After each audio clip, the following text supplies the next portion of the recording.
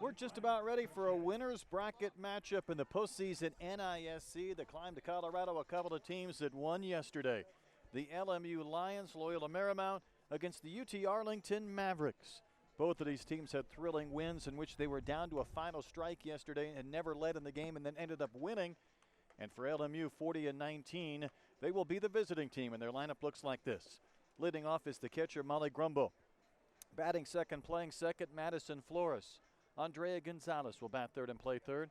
Cleanup hitter is the first baseman, Delaney Wiz. Megan Diedrich at shortstop bats fifth. Then it's Riley Ellen. She homered yesterday. She's in right field in the sixth hole. Desiree Moreno, the DH, bats seventh. Kaylee Robinson will bat eighth in left. And in center field, batting ninth, Sierra Marshall for the Lions. And they will be facing Randy Phillips in the circle for UTA as Grumbo gets ready to lead things off. And again, LMU a winner yesterday, and they did so by finding a way to win against Iowa State 6-1 after trailing, or 6-5 I should say, after trailing 5-1. But for Phillips, who's in the circle for UTA, she lasted just 2 innings, gave up a couple of homers and 5 runs and did not return. So she's ready to go. Here is Molly Grumbo, and the first pitch lifted to left, back towards the fence, over the head of Rude, and up off the wall, and that'll be a leadoff double for Molly Grumbo.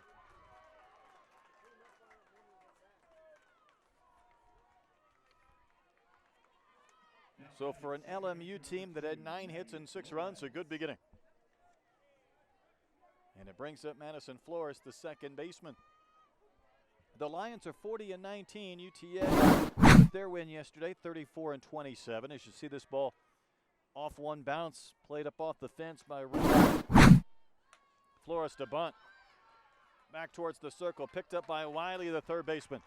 And her throw is perfect to Mendoza covering. A 5-3 sacrifice, and Grumbo moves over to third with 1 out. Andrea Gonzalez next in for the Lions. Out of the West Coast Conference, 11-4 in league play.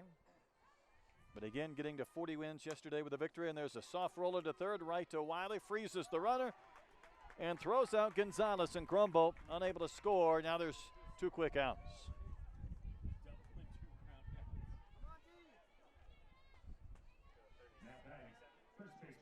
2 gone for the first baseman, Delaney Wiz.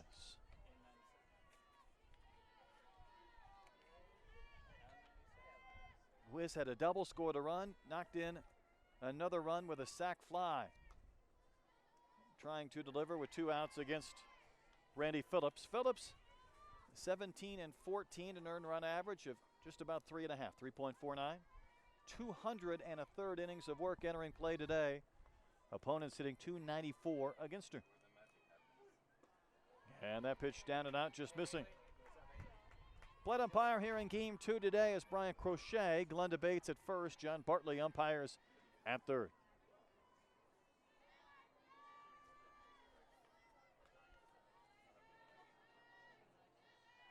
Wiz with 9 home runs will roll one up the middle and past the diving shortstop Walton. And LMU on the board first, as Wiz will pick up her 34th RBI of the season. A double, a sacrifice, then a ground out, and a run-scoring single.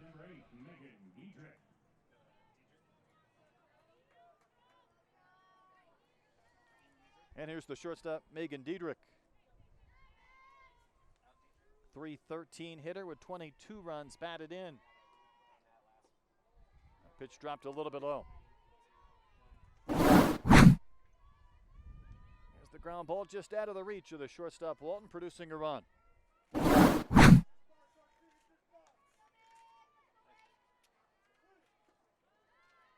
that pitch low and inside to the LMU shortstop.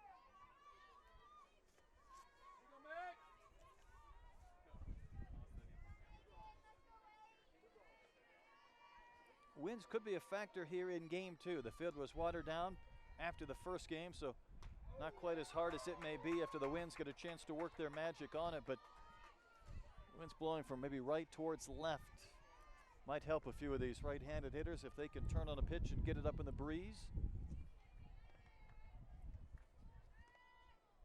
Diedrich will take, and that's a little bit outside.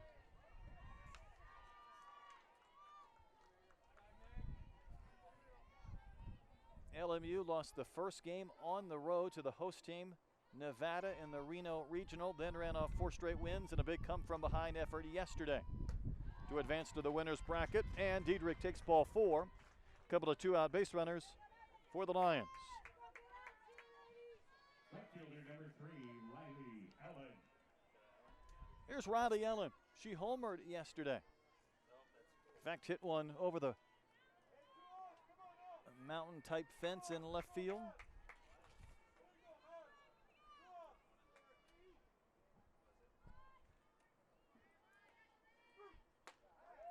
And that pitch in there for a strike. Ellen with 8 home runs.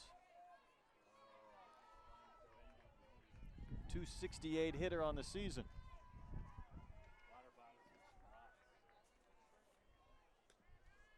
A run in the bank for LMU in the top of the first. A snap throw down to second. Wright throwing behind Wiz, and she was able to get back in standing.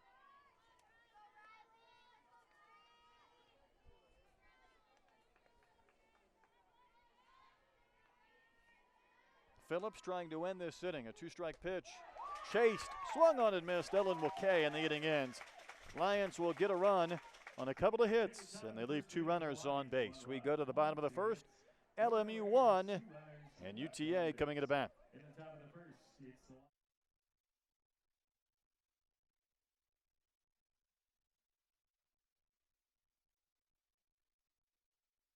Triple Crown Sports Fast Pitch puts you at the most competitive and engaging tournaments in the nation.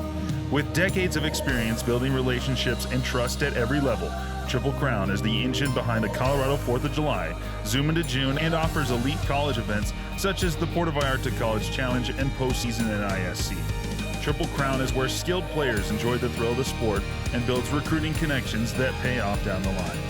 Find your way and love the game with Triple Crown Sports.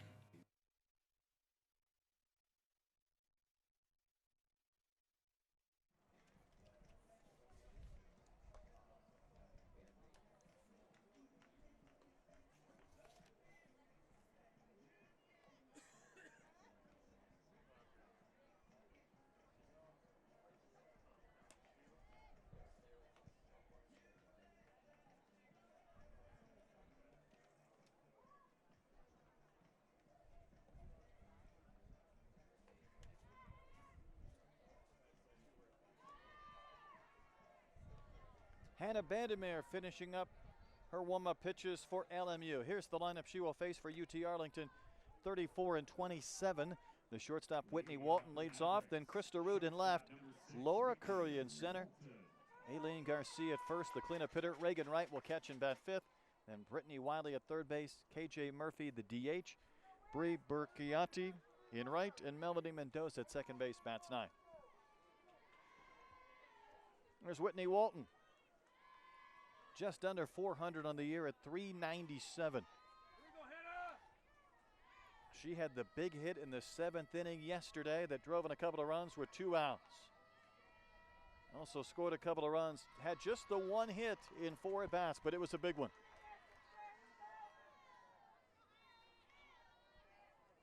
Boy, the top 3 hitters, though, in this UTA lineup certainly set the table. You have Walton hitting just under 400 with 77 hits. Then Root on deck hitting 378. Then Laura Curry needs 1 hit to lead the nation in that category, who bats 3rd with 88 on the season. And facing Bandemere, who started yesterday for LMU and lasted 2 1/3 innings, giving up 4 runs, 2 earned. And then Samantha Menti came on in relief and pitched nearly 5 innings to finish the game.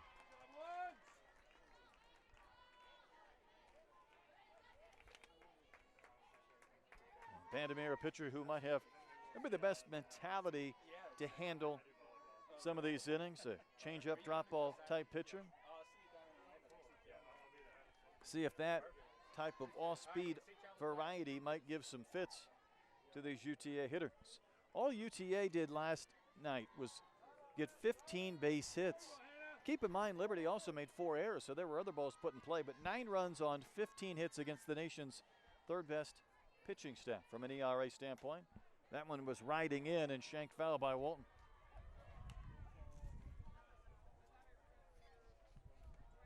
Mavericks out of the Sun Belt Conference, 17-10 in league play. Their 34th win of the season yesterday equals what the team did way back in 2007. And last year they got to this championship series, but were 2-0, losing to Loyola Marymount in one of those games 10-5, and there's a comebacker, and Walton retired. Vandermeer able to field a position. So that was a 10-5 game last year, won by LMU. And then UT Arlington lost to Eastern Kentucky 8-6, and that was it for them.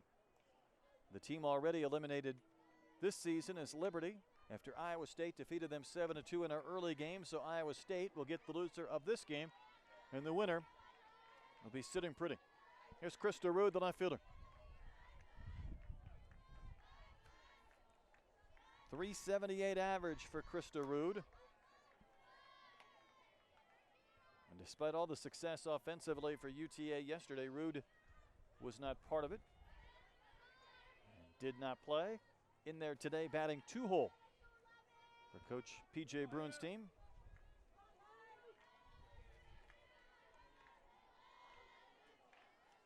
Vandermeer uncoils, and that one poked back to the screen. This UTA team, though, they have 9 starters that returned from last year's regional championship team. The lone they lost was the second baseman, Sandra Mendoza. So a lot of experience from a team that got to this point last year but did not win a game, and then UTA was able to find a way to rally for the victory that pretty much shocked the Liberty Flames 9-8. Little tapper by the circle. Charging is Diedrich, throwing on the run, not near in time. Good speed from Krista Rude as she was able to race down the line and beat that out without too many problems. Center fielder, number 8, Laura Curry. Let's take a look at the speed of Rude. Once this ball was put in play, I mean, she's across the bag and made that an easy call. Bates over at first.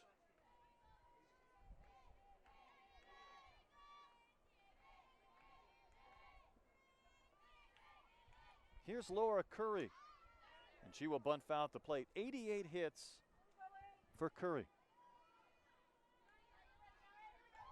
Allie Wester of Notre Dame also has 88, so a chance for Curry to stand alone atop the softball community with the most hits in the season.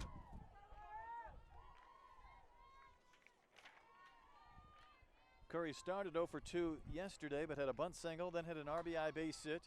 Taps one to first, and she is going to be tagged out. A good aggressive play by Wiz to come down the line and make sure she got to that ball quickly. If she can't get it before Curry reaches her, it's going to be too late to turn, spin, and throw. So Rude to second. She's there now with 2 outs, and here's Aline Garcia. First baseman, number 16, Aline Garcia.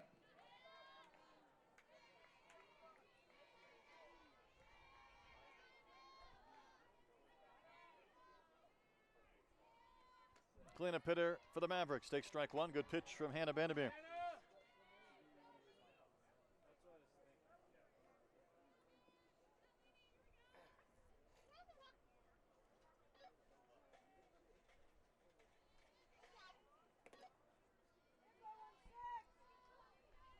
LMU with a run on the top of the first. The Mavericks have a runner in scoring position here in the bottom of the frame.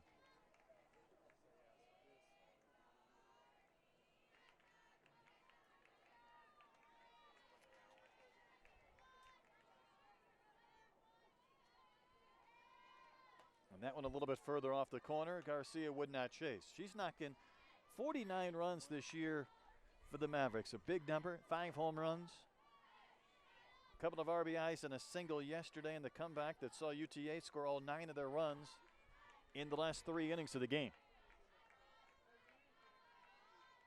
The 1-1 pitch. Called a strike. Brian Crochet maybe expanding the zone.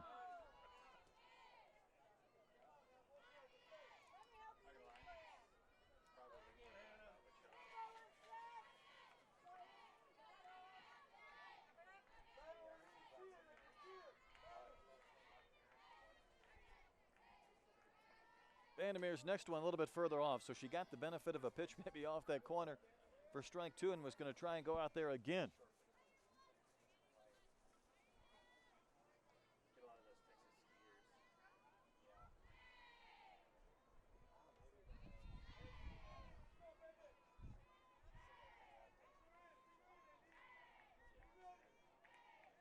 So a base hit from Garcia. She might get to an even 50 RBIs on the season if she could plate Rude from second, who has good speed. Outfield deep and around towards right against Garcia. Smokes one down the left field line, but foul by a few feet.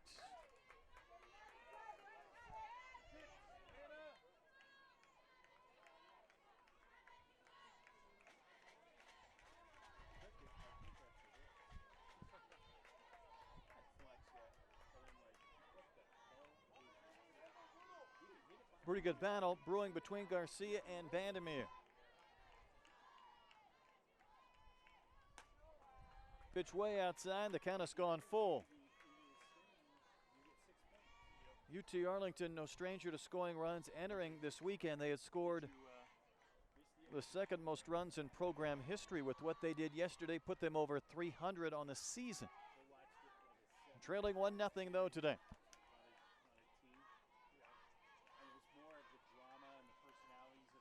Next pitch poked down the right field line, bending foul and landing untouched.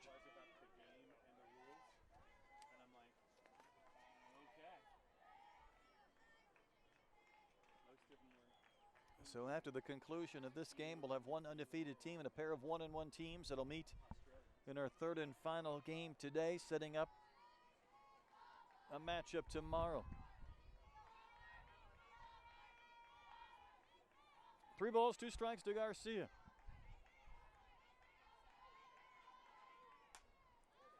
Flare towards right, may drop, will drop. Rude around third, she will score, and this game is tied at 1. RBI number 50 for Garcia.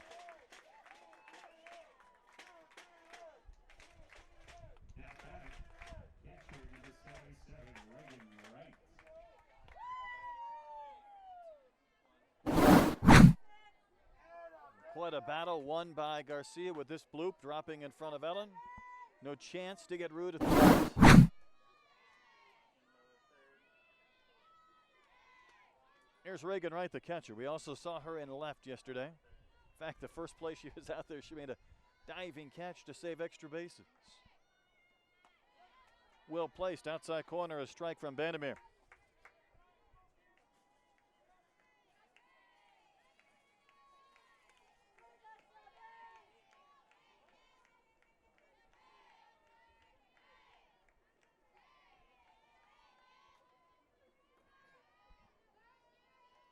So each team with a run in the first. There's a check swing and a ball in the dirt.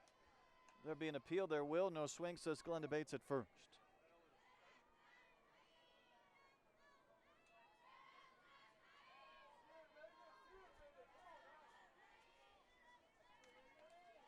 So with what UT Arlington did to finish off yesterday's game, they've now scored 10 runs in their last 4 innings. That one even further off the corner. You wouldn't blame Vandermeer for trying to work a little bit off that outside edge. Certainly stay away from the heart of the plate and try and cool these Mavericks bats down just a bit.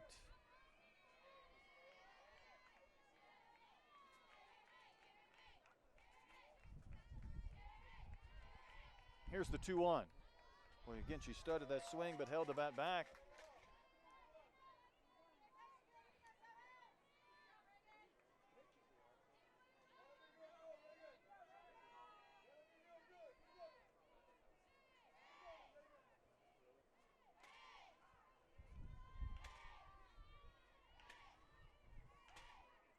Hitters count for right, and a 3-1 is poked towards second. Flores, a good defensive second baseman, able to make the play and throw out right to end the inning. But the Mavericks got a run and a couple of hits to tie up the game. We go to the second. LMU and UTA tied at 1.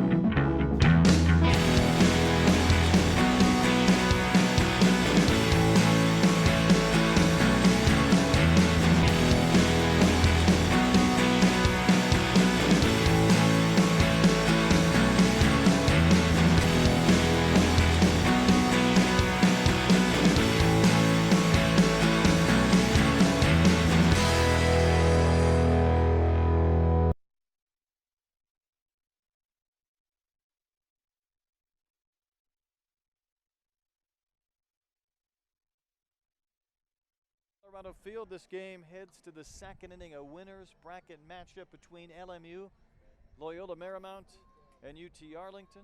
Great shot overhead of this facility. First collegiate games, you see the giant fence on left and the bounce house.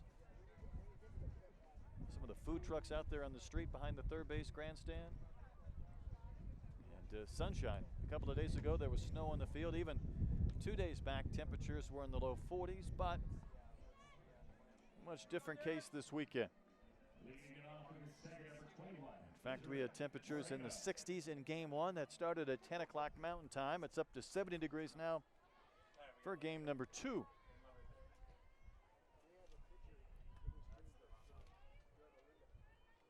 And Desiree Marino will lead off. 7, 8, and 9 due up for the Lions.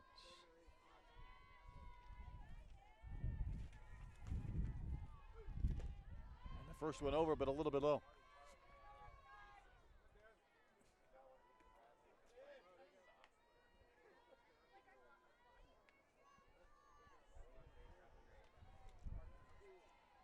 Cloud overhead providing a little bit of shadows or shade as the pitch is delivered towards the plate of Marino. And it's 2-0. So Randy Phillips gave up a run in the first. Remember again, though, yesterday she was touched up for a 2-run homer and a 3-run homer in the first couple of innings and left after those 2 frames with the 5 runs allowed. And finds the inside corner for a strike.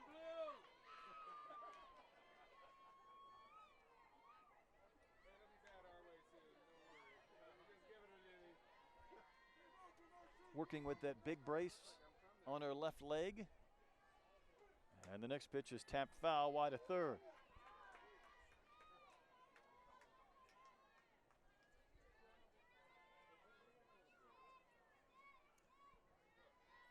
The Lions do not have a conference postseason tournament. Automatic bid goes to the winner of the regular season, and for many years, that has been BYU. And a rip and a miss.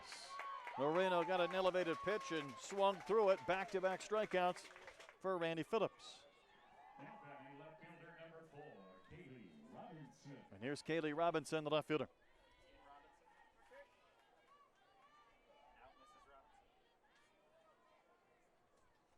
.207 hitter is Robinson, 18 hits on the year. Yesterday saw a lot of these LMU hitters really in a similar batting stance, especially from the right side. Crouched, maybe providing an even smaller strike zone or target.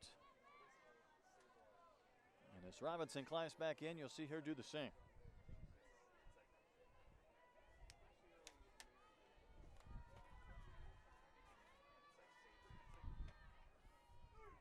Next one is above the belt, almost near the letters and missing to Robinson.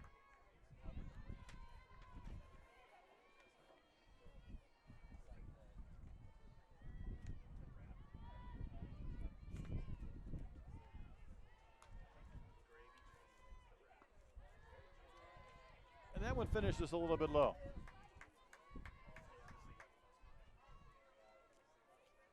So Phillips hasn't been wildly out of the zone. She's tried to work some of the corners, as has Vandermeer. Also trying to keep the ball down in the zone with the windy conditions. Maybe the Colorado fly balls like that one that'll bend a mile, but foul.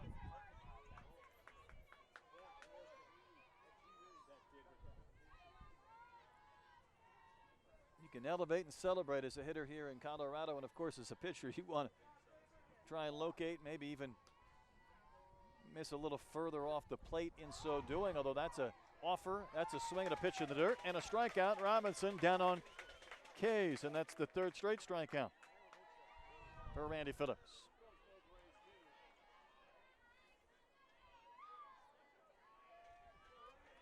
Center fielder number 29, Sierra Marshall. So Sierra Marshall, the 9-hole hitter, bats. Hitting .195 with 16 hits on the season. Soft grounder back to the circle, knocked down by Phillips. She'll pick it up and then throw out Marshall. So 2 strikeouts and a soft comebacker and a perfect top of the second for LMU. We go to the bottom of the frame. The Lions and the Mavericks tied at 1. All time. 1.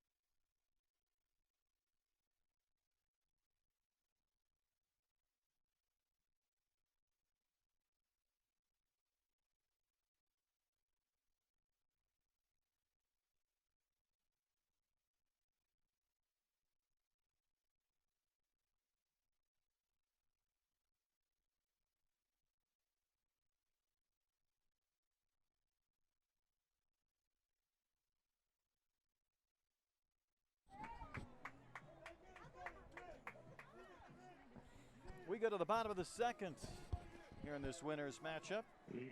Winners bracket, LMU and UTA are tied at 1. The Mavericks will send up Wiley, Murphy, Berkiani, and joining us up here in our press box perch, if you will, the director of fast pitch for Triple Crown, Elliot Finkelstein. And what an atmosphere, what a weekend.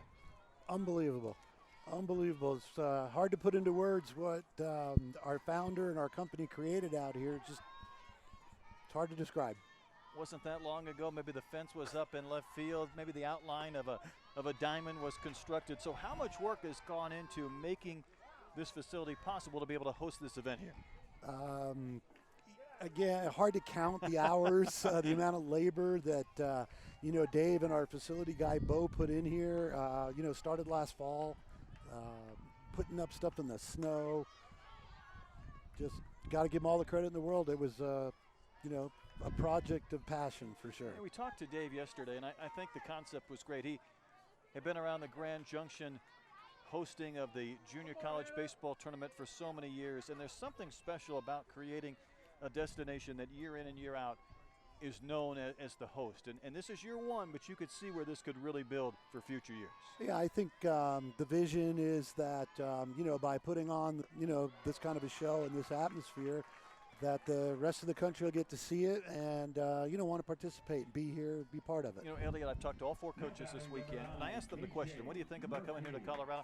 And I would expect maybe 1 or 2 to say, it would have been nice if we would have had a chance to host the championship series. To a coach, they all said the same thing, that this is what they believe in for this event going forward. And which is amazing when you think about, Dot Richardson in here and the facility that they play in, and, you got power conference teams playing here. But, I think they love this sort of throwback, Dave would call it boutique feel.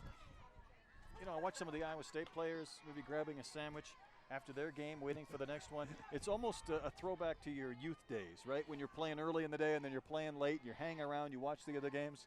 I was talking to the Iowa State girls just before I came up here and said, how come you guys didn't go back to the hotel and chill? And they go, oh, heck no, Coach asked. And we went to the food truck, and we want to watch a ball game.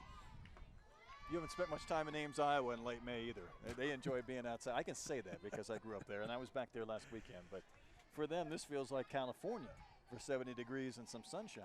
We're pretty lucky because a couple days ago the field was covered in snow. So. That's right.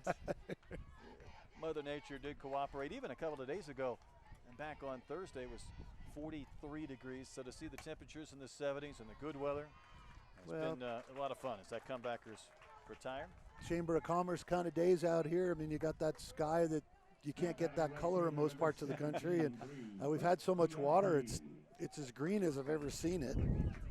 So it does make for a nice backdrop. Yes, it does, no doubt.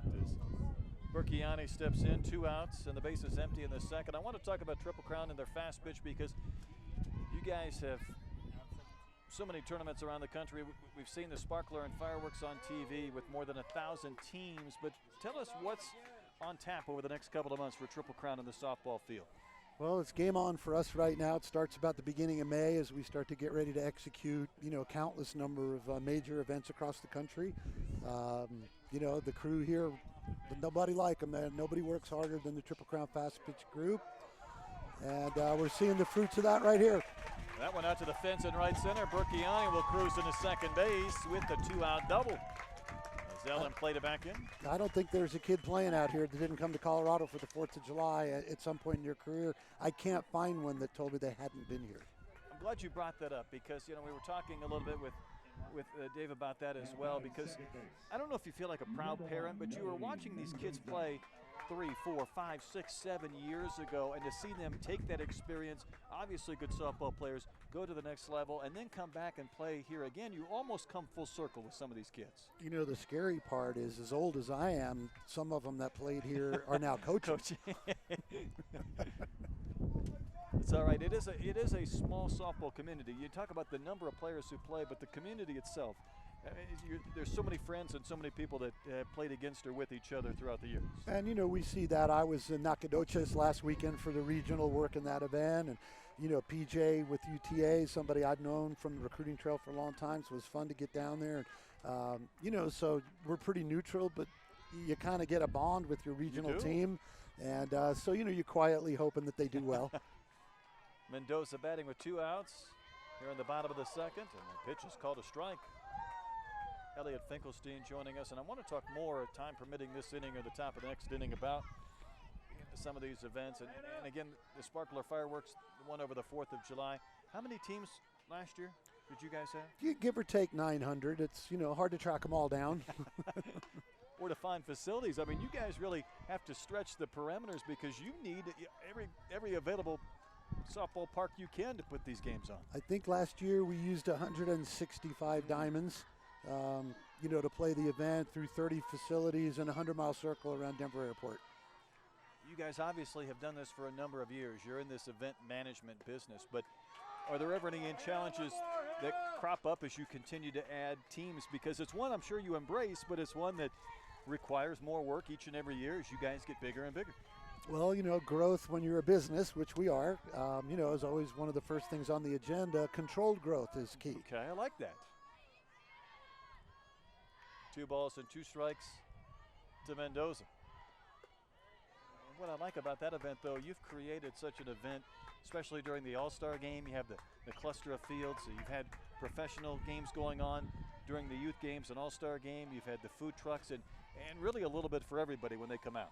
It's, you know, we try to create a festival-type atmosphere. So the tournament is, you know, one of the products that exists around that, the games. But there's, I'm going to jump out so you can call the ball game. That one smoked up off the fence. Mendoza with a ringing double.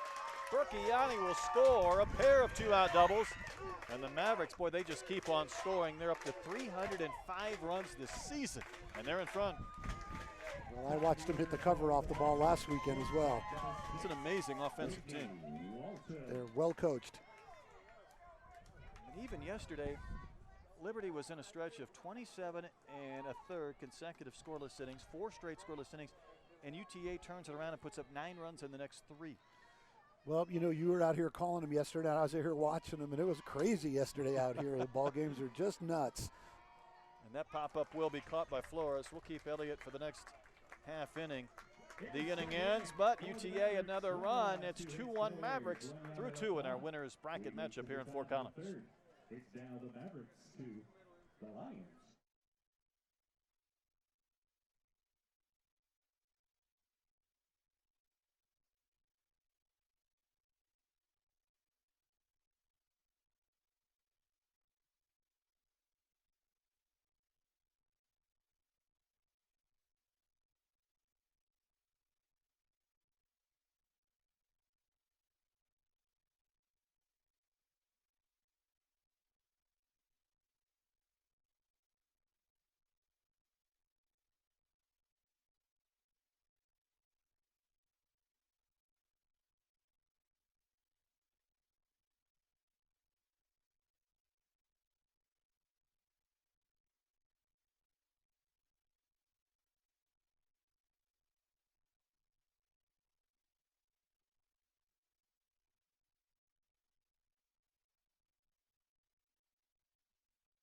Pink over there.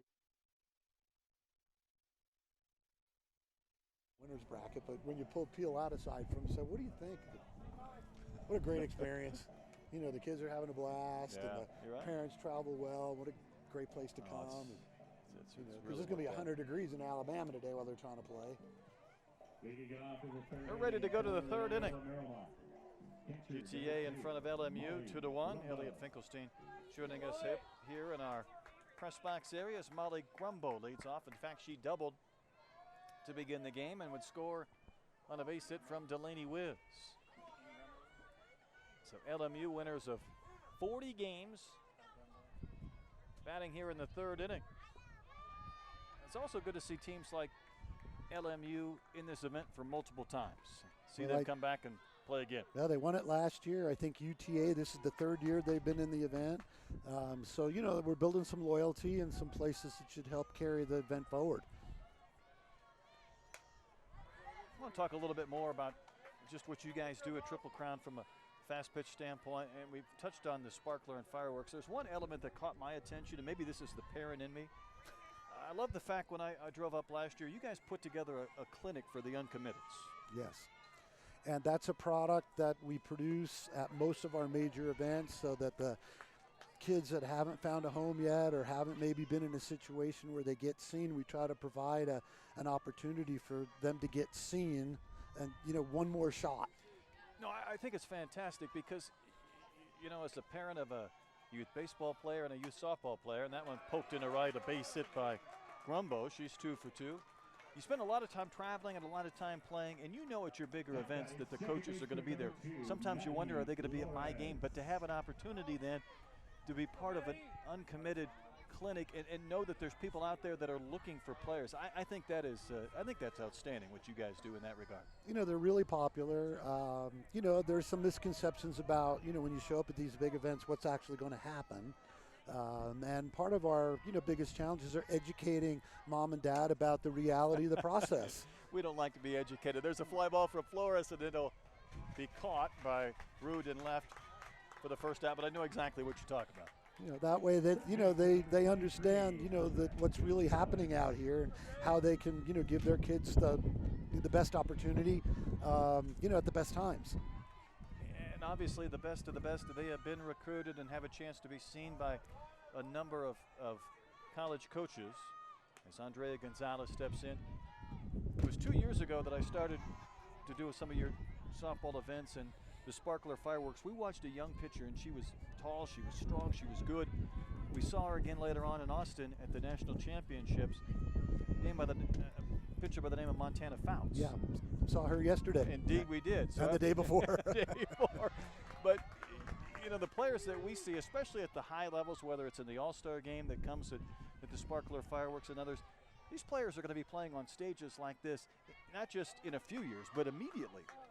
And I think we allow them the opportunity at times to play on television so that when it happens to them at the next level, they're a little bit more prepared for the, you know, the pomp and circumstance surrounding it. It's not just the big stage. The big stage, yes. Which they're going to see, especially this time of year where we're seeing it. I mean, I don't know how many games have been televised this year, but it seems like every one of them. And that's a great thing for our sport. Agreed. Andrea Gonzalez remains alive. The UTA fans thought Randy Phillips had strike 3. And the count at 2-2 here in the third inning. LMU scored first. UTA single runs in the first and second innings. And there's a tapper foul. Elliot, I'm with you on the TV. You know, doing professional baseball for 20 years. Baseball, of course, has been ahead of softball at the collegiate level, but softball's closing fast, and it's through some of these youth events they get televised, and now you see the regionals and the super regionals televised. These young ladies know that that stage we talk about is there for them once they get to these bigger events and the next level. And, you know, I think it's, you know, it's great for the kids to get out there and be able to do that.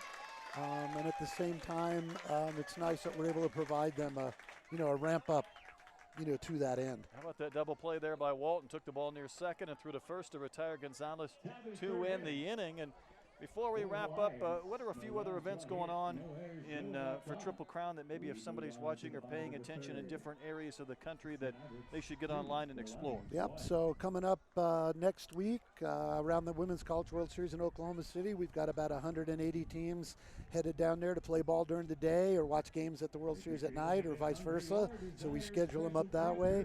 Then one of our big showcases in California, Zoom into June, is right behind that. That's about 500 teams, so and hundreds of college coaches. We go right from there to the Valley Invite in Portland before we come home for the big one in Colorado. So it's busy, busy, busy. Before we wrap with you, a couple of years ago I was with my daughter at that event in Oklahoma City, and I want to tell you, it was fantastic to be able to spend time with her and then to go out to the Women's College World Series games at night during one of our rare off nights. It's just set up perfectly. I can't wait to go. I love the World Series, and I love to be in the stands, and I love that energy. You know, past all this, I'm just a softball fan. I don't blame you. Elliot, thanks for stopping by. Thanks for having me. Indeed. Talking a lot of Triple Crowns. Third inning, it's a 2-1 UTA lead. And again, LMU scored first. But the Mavericks got a run back in the bottom of the first and a run in the second. And Vandermeer back into that circle. She will face the heart of the lineup for the Mavericks in Rude, Curry, and Garcia.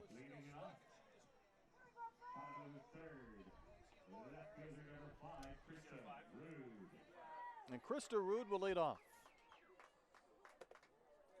Beat out an infield single in the first. She would score on a base hit with 2 outs from Garcia.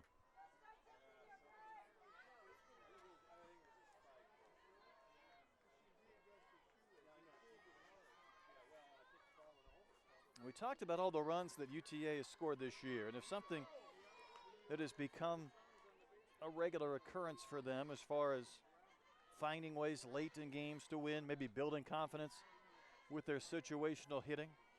This is what Coach Brune told us yesterday. She hit on an important aspect, though, and there's another ball dropped down. We'll see the speed of Rude again. She is safe. Wiz tried to get the throw to Flores, who was covering from her second base position, but there is the speed of Rude. Beat out an infield single in the first and beats out a bunt hit in the third. And here's Laura Curry, still looking for one more hit to lead the country by herself in that category. A couple of times yesterday, she put balls in play that maybe looked like they were 5 or 6 inches off the plate. Good plate coverage. Rolled out to first her only time in. She'll poke one foul in the box. Plate umpire Brian Crochet right on top of that one. To finish that thought, though, from Coach Brune, she said this team still has the energy to want to play. And maybe that goes sometimes without saying, but this is late in the year. Even teams that made regionals have since dropped off the schedule. They're done for the year. Handful of teams still left playing, and you have to want to play, want to win, and very much impressed with her players that they want to do so. That one tapped in front of the plate, picked up by Grumbo. Her throw to first is in time. So Curry unable to beat it out. Good throw from Grumbo. And it'll go down as a sacrifice, and Rude moves into scoring position with 1 out. First baseman number 16, Lena Garcia.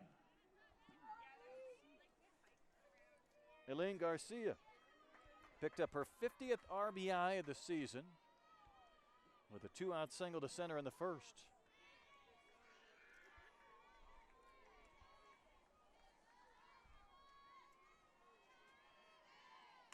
And smokes one foul off the screen in front of the Mavericks dugout.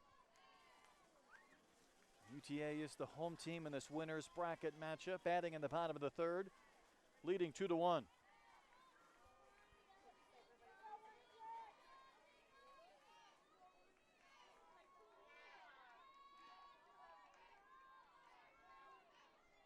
Hannah Vandermeer back in the circle, floated that one in and doesn't get the called strike.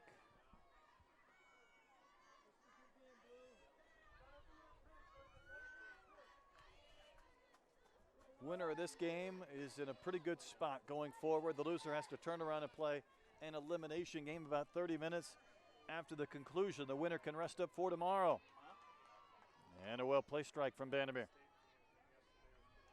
Iowa State won the elimination game earlier today, 7-2 over Liberty. A lot of these players have hung around to watch this game.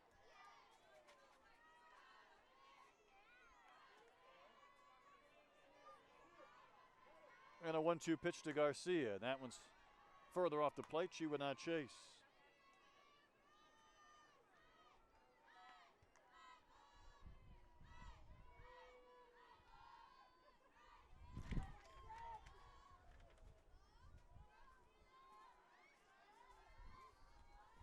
One out here in the third. Poke towards second. That ball is caught by Flores. And Root had a scramble back to the base. And there's now 2 gone. Now batting catcher number 77, Reagan Wright. Brings up Reagan Wright. Bounced out to Flores at second base to win the first inning. 38 RBIs for Wright this year. She's already driven in more runs than any player in UTA history.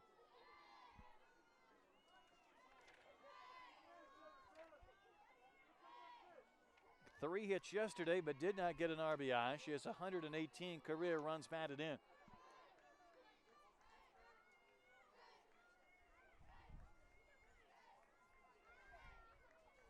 And an RBI situation here. Rood was at second with 1 out. She remains there with 2 outs.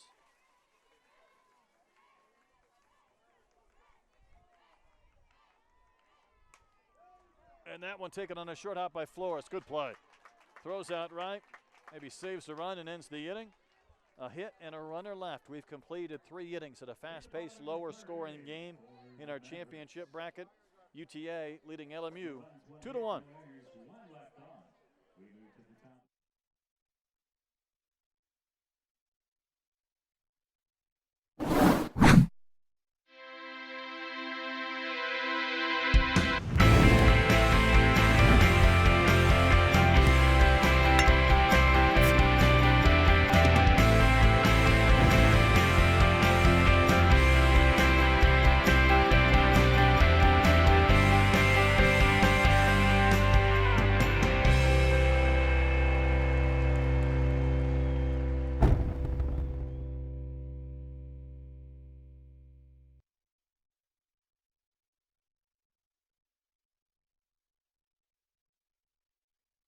Women's NISC on Twitter and Facebook.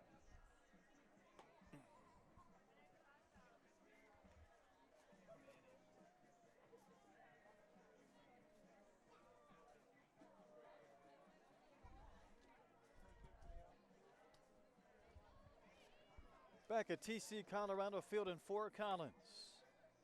A couple of teams each with the win yesterday in a 2-1 game as we go to the 4th inning, and Delaney Wiz will lead off. Singled in a run in the first inning to put LMU on the board. Leading it off in the 4th inning, first baseman number 97, Delaney Wiz. And for Wiz, her 34th RBI of the season. Just a couple of days ago on ESPN.com, they did quite a story on Stevie Wiz, the sister of Delaney, who's playing with the Bruins, putting off what would be her 3rd heart surgery until after the Women's College World Series, still competing. Her sister Delaney here is batting. But the story goes, Sister Stevie, at the age of 1 with the narrowing of her aorta, had a heart surgery, needed another surgery in the 4th grade, couldn't play basketball or soccer. Softball has been her thing, and with a pacemaker, needs another surgery. Again, just trying to put it off as long as she can for the love of the game and for a chance to compete a little longer with UCLA. So quite a touching story indeed, and one that ESPN.com did a pretty good job covering.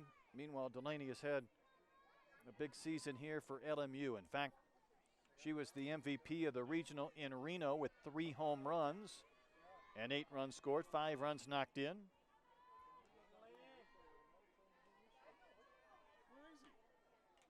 And a swing and a foul into the glove of Wright, and that'll be a K. As Randy Phillips gets her 4th strikeout of this game.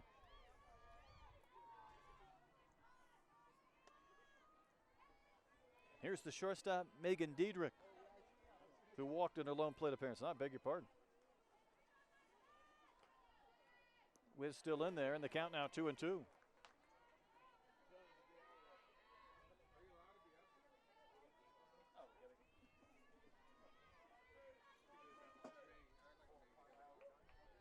So Randy Phillips spins that ball in her glove. The count 2-2, and that one smoked again. Foul.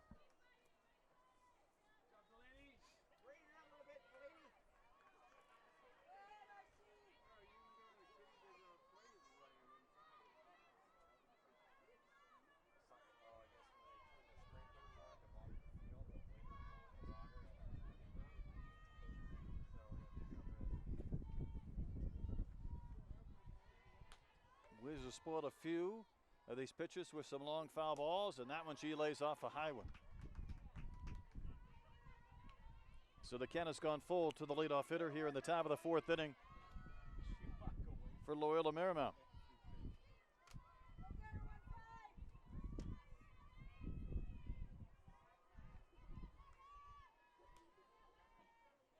And a payoff is cut to miss. So it is the fourth strikeout for Phillips, just a few pitches longer than I originally thought. And that's a big first out in the fourth inning for the Mavericks. And now it brings up the shortstop, Megan Diedrich, who walked back in the first.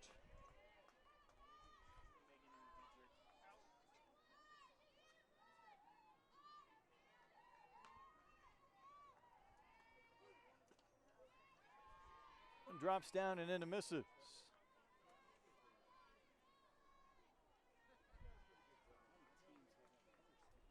LMU may be playing its best softball this season. They've won 16 of their last 19 games, but trailing 2-1 in this one.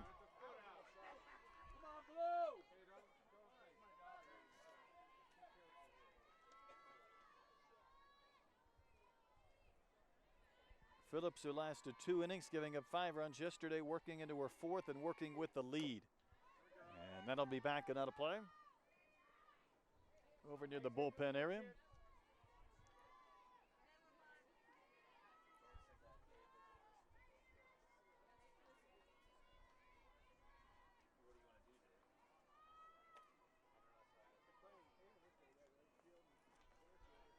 So Phillips has been working ahead here in the last couple of innings. That one sent towards the gap in right center field, down for a base hit. Curry over to play it back in, a one-out single from Diedrich in the fourth inning.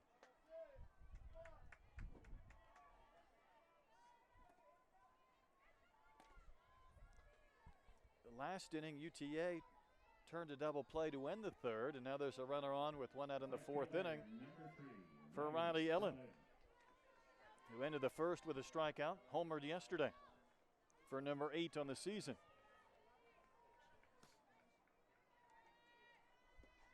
That pitch bends down and off that outside corner. Base hit from Diedrich.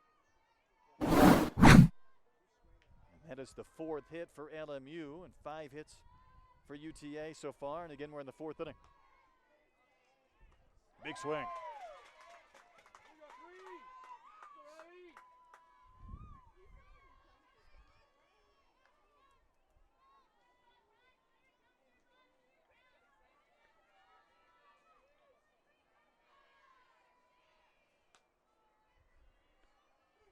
Phillips will run one up and out and a little bit out of the zone.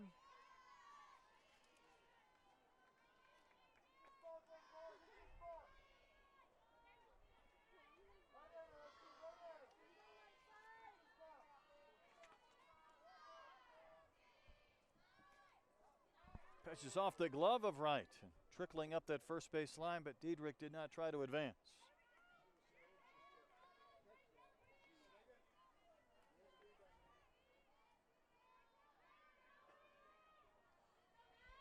With LMU's come from behind win yesterday, down 5-1, winning 6-5. The one thing they did after the first inning they loaded the bases on 3 walks without the benefit of a base hit. After that, in the next 6 innings, they had at least 1 hit in every inning. So putting pressure on the opposition, and here, 2 out, single with one gone, then a walk to Ellen puts a couple of runners on base Now stepping to the plate for Desiree Marino. Desiree Moreno. So more traffic for LMU. They've not scored those since the first, but a chance to do that here with the bottom of the lineup in the top of the fourth.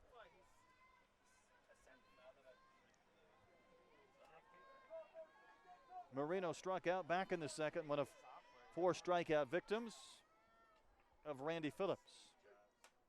And that one will be popped up back another play.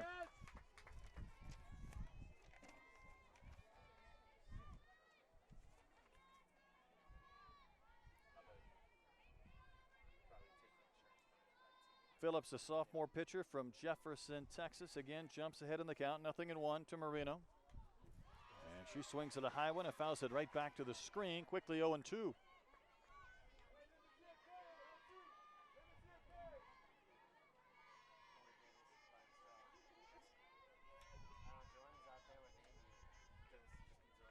So Diedrich at second, Allen aboard at first.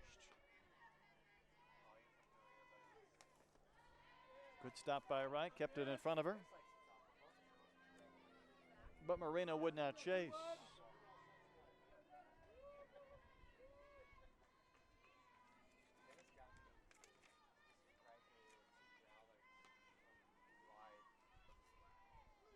Until the Lions completed their comeback yesterday and scored those runs with 2 outs once they were down to a final strike and final out.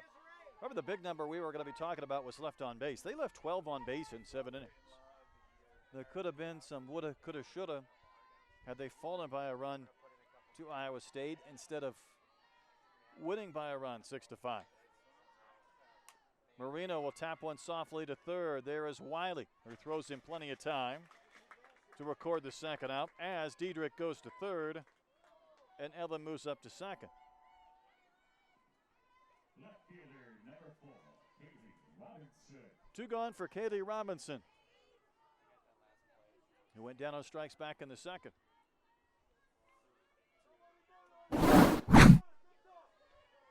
Watch Wiley attack this ground ball, cutting in front of her shortstop to be able to make that play. Robinson got something off speed and jumped out of her shoes in front of that pitch.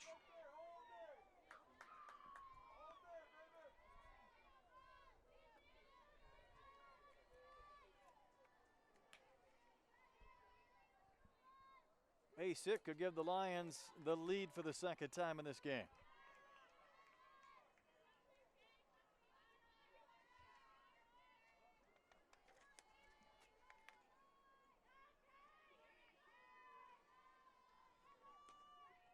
Phillips, after giving up with that run in the first, been able to work around a few base runners here or there, and that one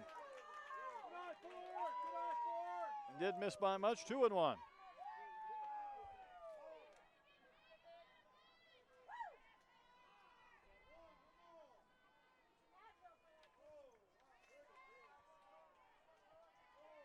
Robinson is not homer this year. She's knocked in 6. A chance to add 2 more with a base hit and found one straight back.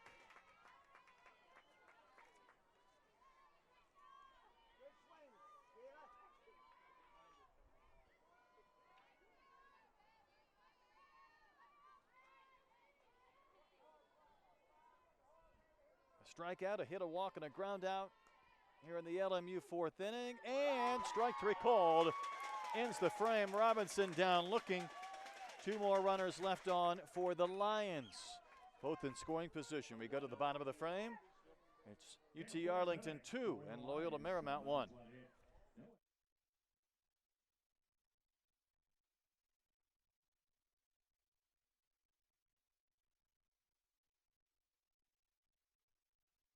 So eval has struggled.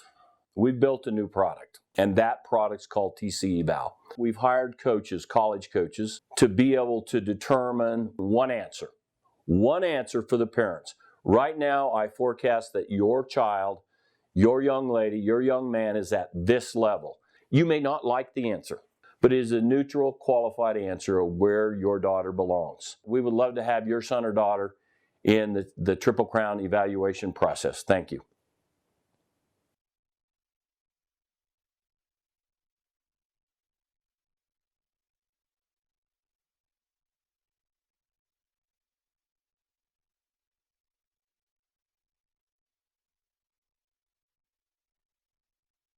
Colorado Field and beyond, with the inflatables, the bounce house out there in left center field. Of course, youth tournaments taking place behind the fence in center. A lot of those kids have snuck over to watch these games, and this is the fourth game over the course of 2 days. First games here in this facility. You see the food trucks up there on the street in left, and a lot of activity throughout the course of this holiday weekend. And a pretty good ball game in our winners bracket. 2-1 our score. UTA, UT Arlington in front of Loyola Marymount.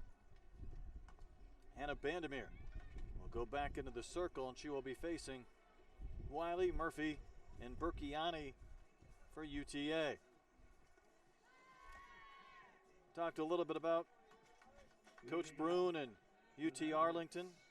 She really wanted to make this an experience for her team. So when they got here a couple of days ago, what do you do in Colorado? You go hiking. That's what they did a couple of days back. And then even before this tournament started, they went and played laser tag. So making it almost like a bowl game type of experience for the players. She said this team likes to have fun, and they enjoyed that comeback yesterday, enjoying the lead today. And here's Brittany Wiley.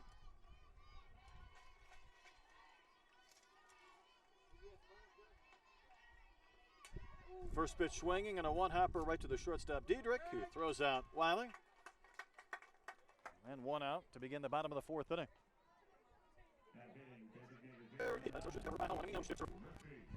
Here's KJ Murphy. Well, Coach Brune said, though, and this is a team that's hit just 24 home runs this year. She said they just like to run around the bases.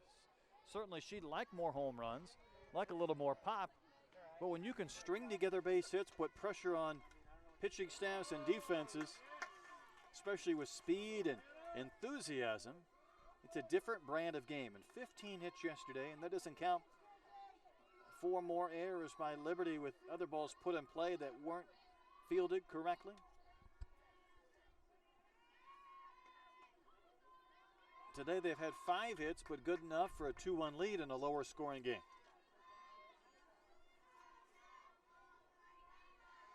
Ball and a strike to the DP. Murphy is 0 for 1.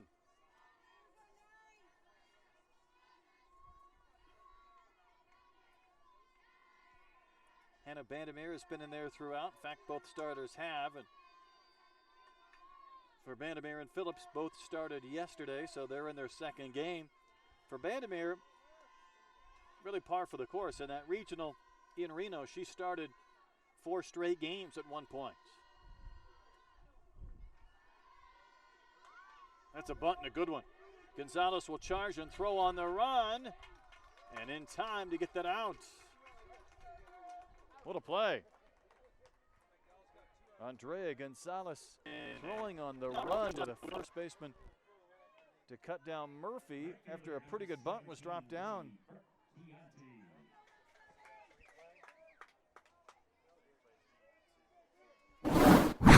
Watch this play. That's a bunt From and a good Gonzalez. one. Not just Gonzalez to will get there, charge but and throw on the body, run. Bang, bang at first. With Flores over there covering. 2 outs for Burkiani. Lifting one down the line, bending into foul territory. And the left fielder Robinson hit that fence at nearly full speed. She didn't go up and over, she just stuck there.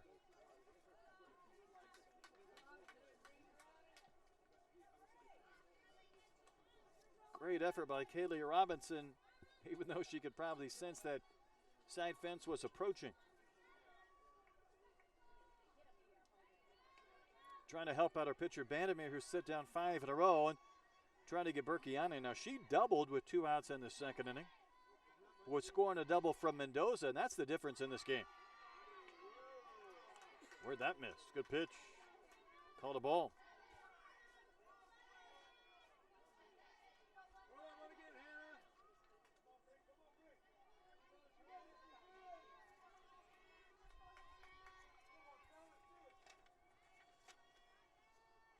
Burkiani will take one a little bit outside.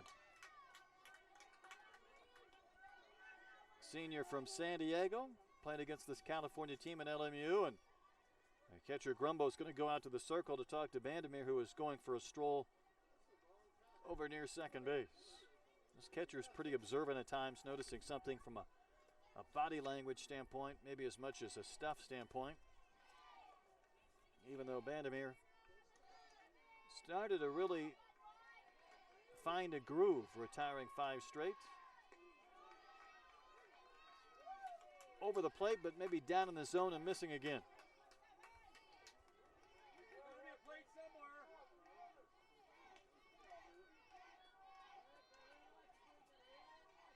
Three and 1 the count.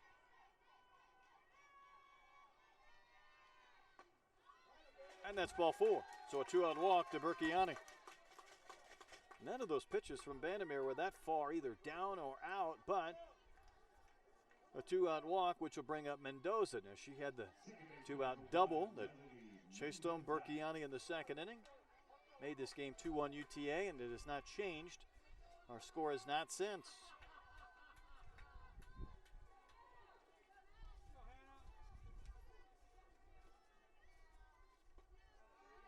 Pitch down in the zone again from Bandemir to Mendoza.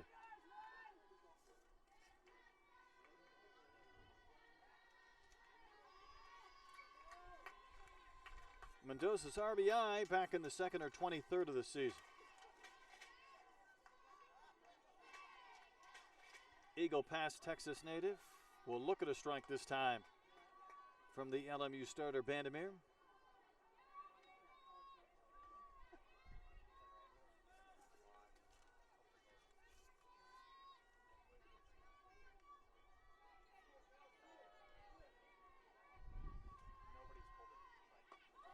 Next pitch again, right on that outside edge. Good one from Bandemir. She jumps back ahead in the count, 1-2.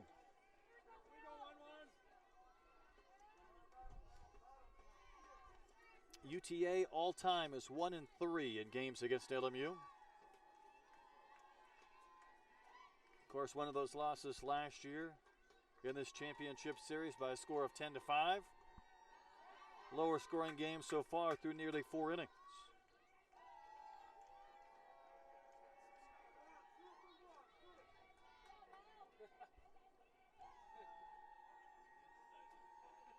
Two balls, 2 strikes, 2 outs.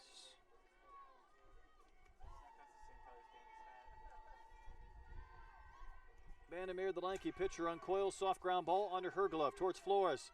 Quick release and a throw to first, retires Mendoza. She's made a few fine plays, has Flores at second, ending the 4th inning. And the Mavericks strand a runner. We go to the 5th inning, UTA 2, Loyola Marymount 1.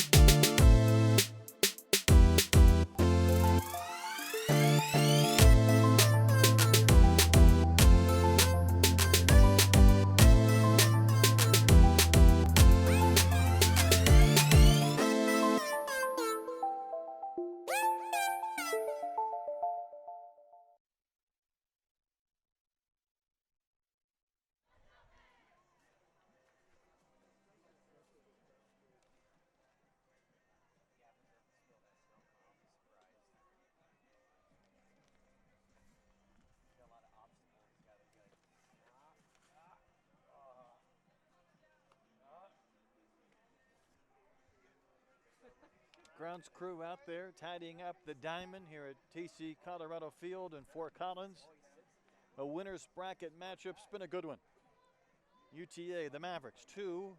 LMU, the Lions, 1. And this game goes into the 5th inning. Randy Phillips making her second start in as many games. Left a couple of runners in scoring position last inning. She will deal with Marshall, then Grumbo and Flores. 9-1-2.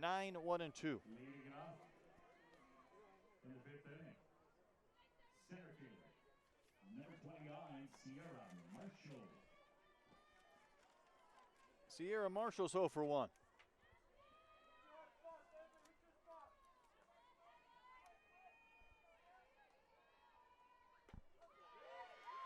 And looks at the first pitch strike. One thing Coach Sammy Strins-Ward for LMU found out about her team, especially in Reno when they had some deficits they had to overcome, she just felt like the team personality, at least from an offensive standpoint, is fighters.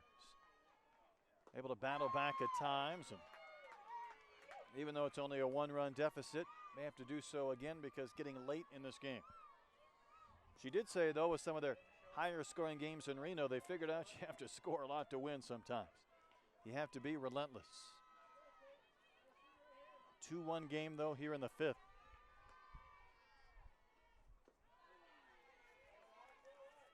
This is a young team for LMU. 2 seniors, 2 juniors, all of those came in via transfers. So what the coaching staff now trying to do is build with recruiting 3- and 4-year players to come in behind them and try and be here a little bit longer than those transfers.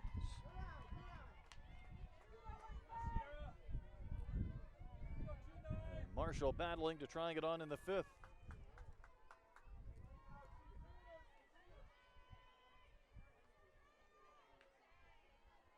It's an offense, though, that has not relied on one person all year. They've spread it out. Trying to get a contribution from the 9-hole hitter Marshall to turn this lineup over for Grumbo and Flores.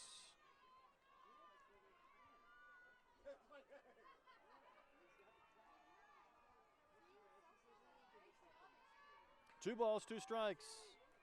Good battle going. Another pitch from Phillips. Misses in.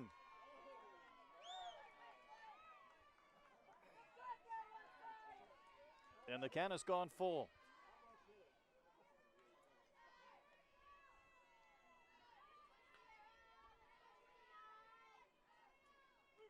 And the payoff is hit well to center.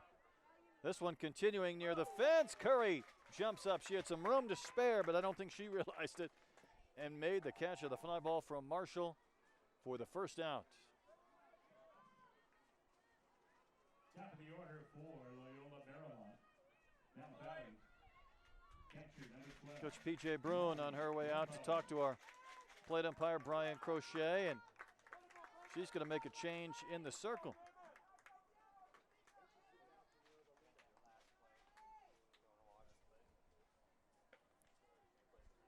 So the last batter Phillips faced was Marshall. She hit this fly ball to center. Curry was trying to figure out if she had room to backpedal a little bit further. Jumped up to make it. And that's the first out. And Allie Gardner, who came on to get the save yesterday, enters with 1 out in the 5th inning. She picked up her 7th save. She came on, faced 2 batters, and got 3 outs. A popped-up bunt that turned into a double play, and a bounce out to second. So she comes on for what'll be her 42nd appearance. 5 and 7, 7 saves, an ERA below 3 runs a game. 2 more outs will give her an even 100 innings of work. And she is not a big strikeout pitcher, just 33. And comes on with the bases empty and 1 gone in the 5th inning.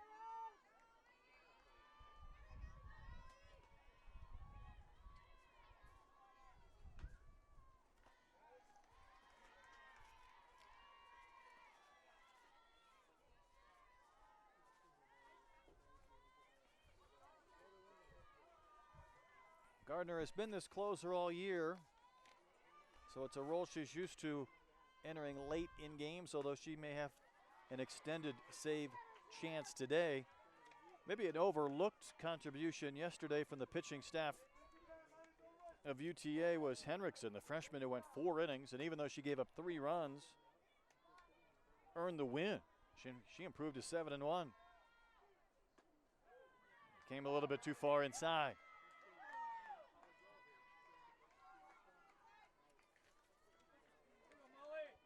So Gardner has missed on the first 3.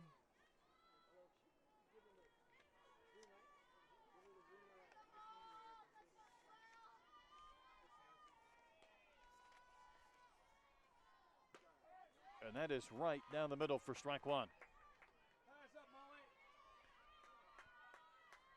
Gardner, yet another one of the many California natives on the 4 teams here in Fort Collins. She's from Yorba Linda.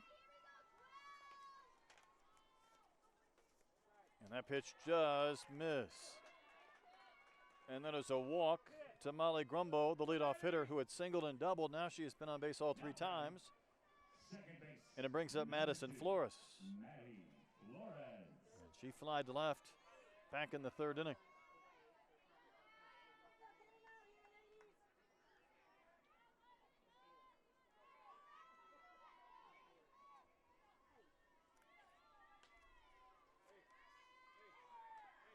She tried to sneak that bunt down.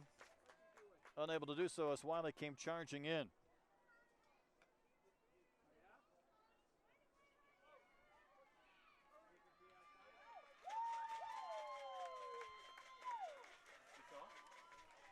Looked like the runner, Grumbo, may have left early, and she is called out.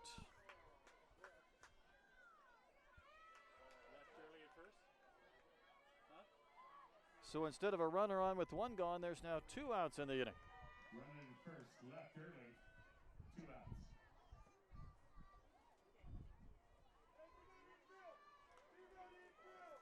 Trying to get that extra break when Flores turned around to show bunt.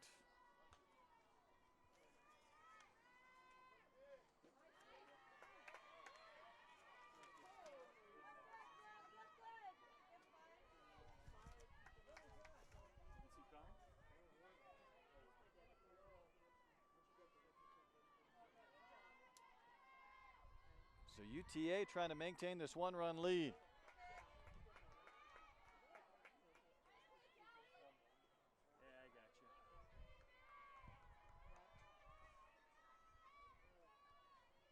Andre Gonzalez, Delaney Wiz, 3 and 4 hole hitters due up next if Flores can continue this inning, but losing a run on the bases did not help that process of getting deep. Soft little pop-up, in comes Rude. That ball hangs up long enough for her to make the catch and end the inning. So a walk, but nobody left on for the Lions. And we go to the bottom of the 5th. It remains 2-1 UTA.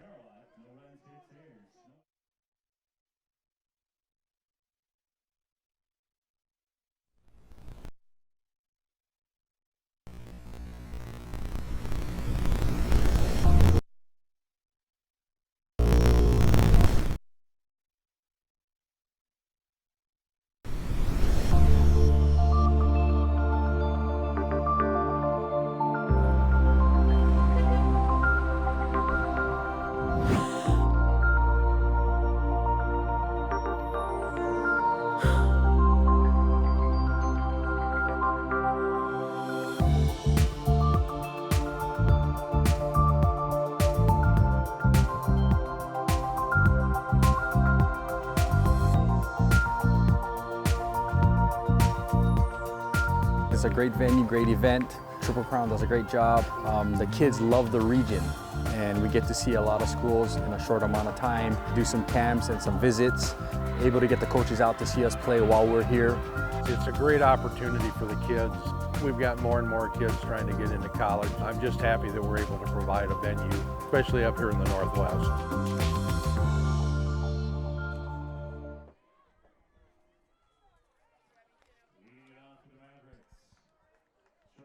We head to the bottom of the 5th there at TC Colorado Field in Fort Collins. Winners bracket matchup between a pair of teams that had thrilling comebacks yesterday to reach this game. But it's 2-1 UTA in front of Loyola Marymount. Top of the lineup for the Mavericks, here's Whitney Walton, who began this tournament hitting .400.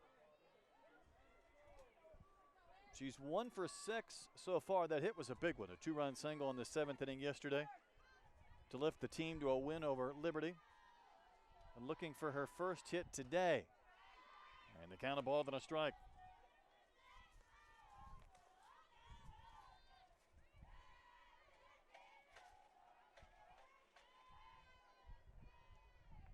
UTA dugout enjoying themselves on the third base side. A piggyback going on over there. Call it a rally effort were it not for the fact they're in front. They're just looking for some extra runs after scoring single runs in the first and second innings. Check swing dribbler towards first. Wiz will pick it up and shovel to Flores, who had to race over to cover first. And there's one out. Now batting left fielder, number 5, Krista Rude. Here's Krista Rude. We've seen her speed. Reached on an infield single, beat it out easily and scored in the first. Dropped down a bunt hit in the third. A 14-game hitting streak that is active. She has reached base in 20 straight games. And the one thing about Rude, she'll draw the attention of the corner infielders. What she has done this year to improve. Last year for the season, she hit 285. She's well up over 380 this year. So a big improvement from one year to the next. You could see just handling that bat, putting the ball in play, whether it's bunting, poking balls towards the infield, might result in a chance for her to show off her speed as she takes a strike.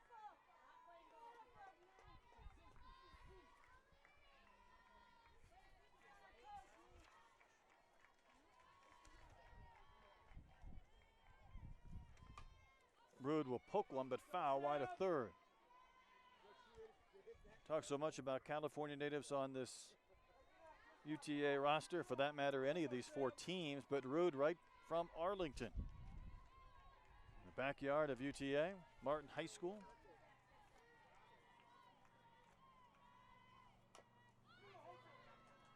Chopper, Gonzalez will throw to first and get Rude. A little more of a bounce, or a second bounce may have resulted in another infield hit, but instead Rude retired as Gonzalez came charging in to make that play. And here's Laura Curry. She's been bunting maybe a little more than I would have expected. Dropped on a bunt for a sacrifice in the third that did not lead to a run. Hit a slow dribbler to first in the first. Batting with the bases empty and 2 outs here, though. We'll foul one back to the screen. Watch this last play from Gonzalez. Playing in, able to come charge, then throw on the run. And you see how close it was at first, even on what is somewhat of a routine play, if there is such a thing, with a speedy runner.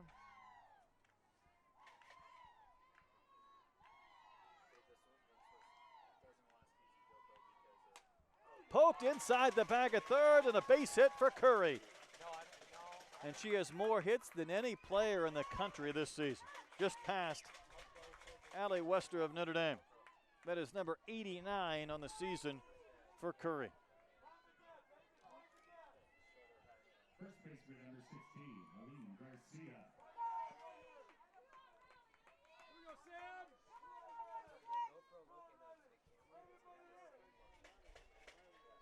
Brings up Garcia. Her RBI hit in the first tied the game. And she's also lined to second to Flores.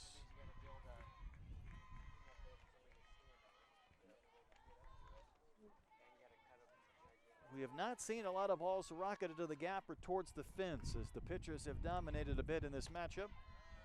Well placed on that outside corner. Grumbo came up ready to throw in case Curry, who has good speed and 15 stolen bases, was thinking about trying to run.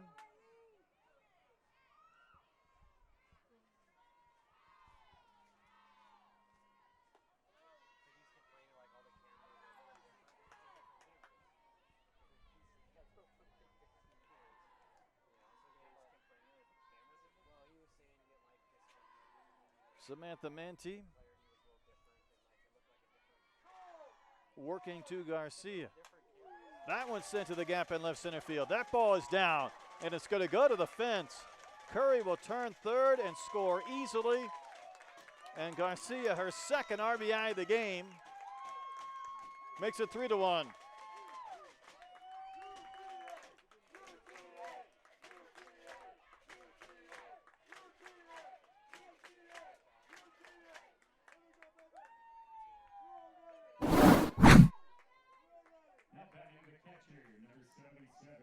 Once Robinson couldn't cut this ball off and it went to the fence, Curry with her speed is going to be able to easily score, and she did.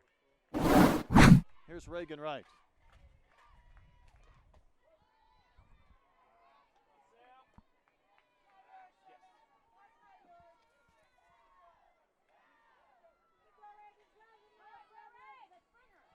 So Manti gritted with a run this inning. Vandermeer allowed 2. And the pitch misses to right, who's had a couple of groundouts right to Flores at second, where ground balls go to die.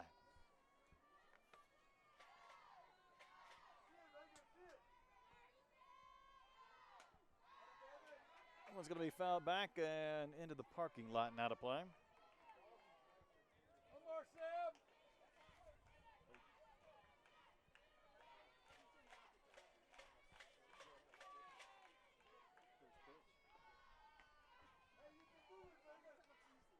Quick visit in the circle from the catcher Grumbo to Samantha Manti, and of course we saw her yesterday as well. She did not start, but she threw more innings than did Vandermeer. Went 4 2/3 innings, giving up just 1 run and only 1 walk.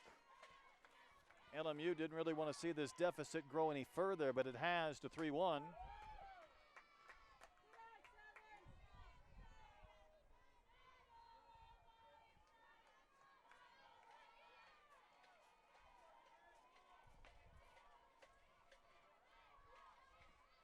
Two balls, 2 strikes to right. The catcher batting 5th. With Garcia in scoring position. Up and out again. Manti, once she got ahead in the count, was trying to see if maybe Wright might help her out and chase.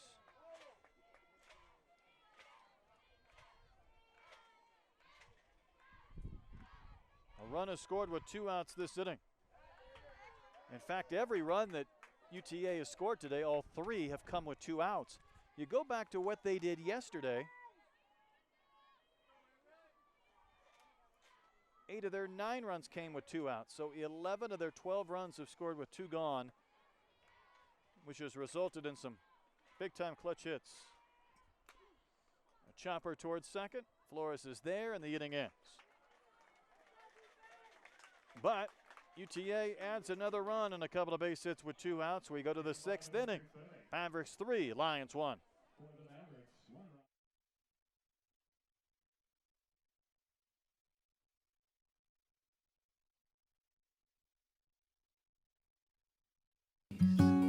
Days like this are getting harder to find. We're long on life, but short on time. When I get a chance to kick back and unwind, I live for Myrtle Beach days. Myrtle Beach days got blue in the sky, not a care in the air, ocean breeze blowing by, just sitting on the sand, soaking up the sunshine. I live for Myrtle Beach days.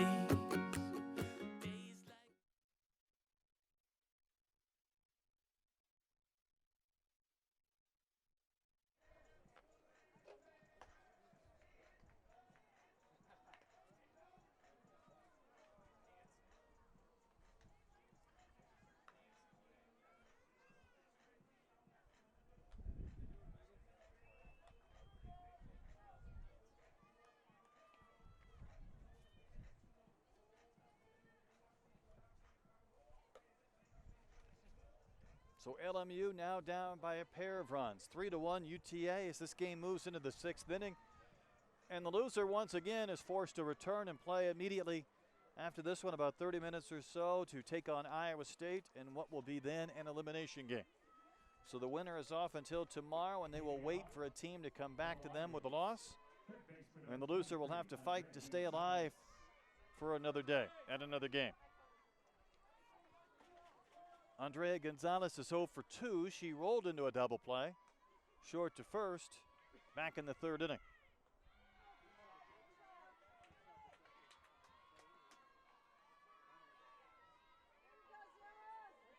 So the heart of the lineup for the Lions in the 6th. This was about the time yesterday where they turned on the afterburners from an offensive standpoint. In the air to right center, Berchiani there to make the catch. The LMU scored 2 in the 6th and 2 in the 7th yesterday, but they're going to need at least 2 here in this game. And Delaney Wiz will bat. Her RBI single in the first put LMU in front 1-0, and the Lions have not scored since.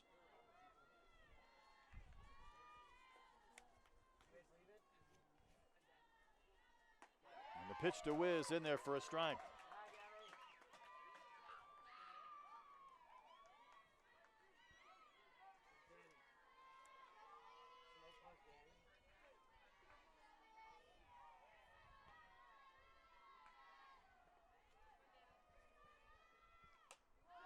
Gardner's pitch popped up. Walton shading her eyes briefly, but makes the catch, and there's 2 outs. Shortstop number 8, Megan Diedrich. LMU has had just 4 hits in the game. 2 of those came back in the first inning. And even though Randy Phillips has given way to Gardner, been a similar storyline. Here's Diedrich. She has one of those hits, a single in the 4th inning. That pitch just floated in and dropped in for a strike.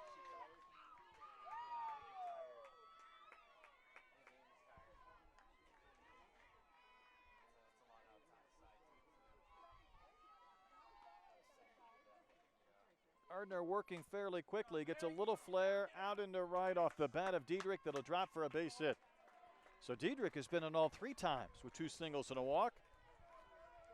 And even though UTA was somewhat in command, just a base runner brings the tying run to the plate for the Lions in the presence of Ellen, who did homer yesterday and has the lone long ball for LMU in these 2 games. 8 on the season for Ellen. Number 3, Riley Ellen.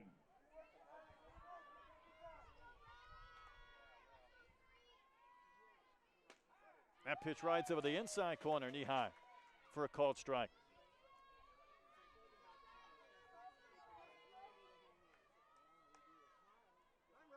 Three unanswered runs by UTA, but the Lions down to their final 4 outs.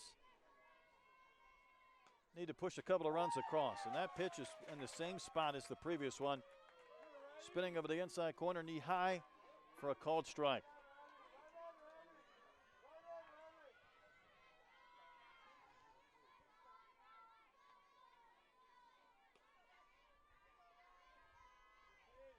And a wave and a miss. And a strikeout to end the 6th inning. To the bottom of the frame we go. UTA will look for some insurance. A 3-1 lead over Loyola Marymount.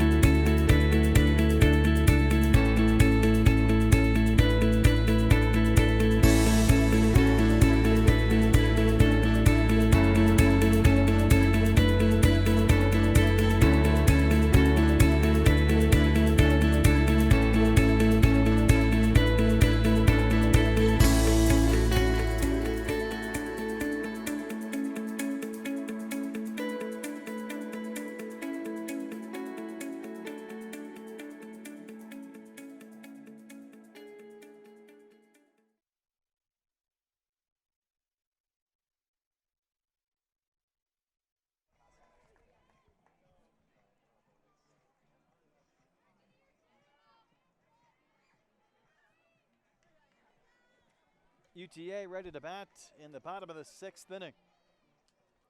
Mavericks 3, Lions 1. Looks like a pinch hitter will be summoned for the Mavericks. Number 22, Avery Grimes. Avery Grimes will hit for Brittany Wiley. So Wiley was 0 for 2, so Grimes, who's hitting .333 this year, will bat instead. Runs up. First pitch, taps one back to the circle. Handled by Manti, 1 pitch, 1 out.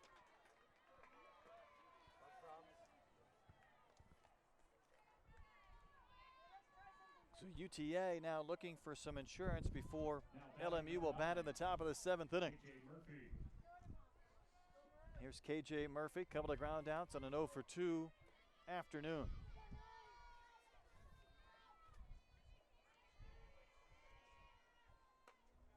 pitch up and out from Manti.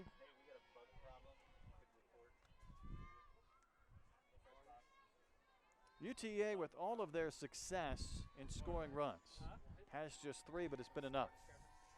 Second most runs in team history, up to 303 RBIs. They've added 3 more today, giving them 356.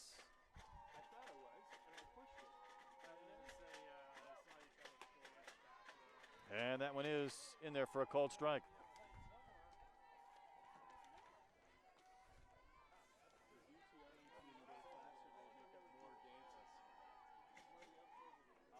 Bases empty, 1 out, bottom of the 6th inning. LMU scored in the first. UTA single runs in the 1st, 2nd, and 5th inning.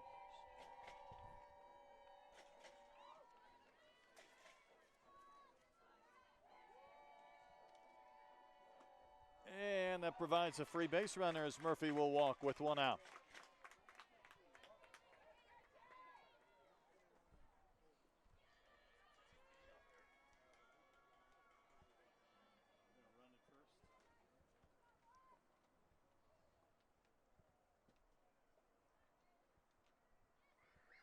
Mavericks will use a runner over at first. It's Casey Moore. She'll run for Murphy. And Berkiani, who's doubled, walked, and scored, will bat.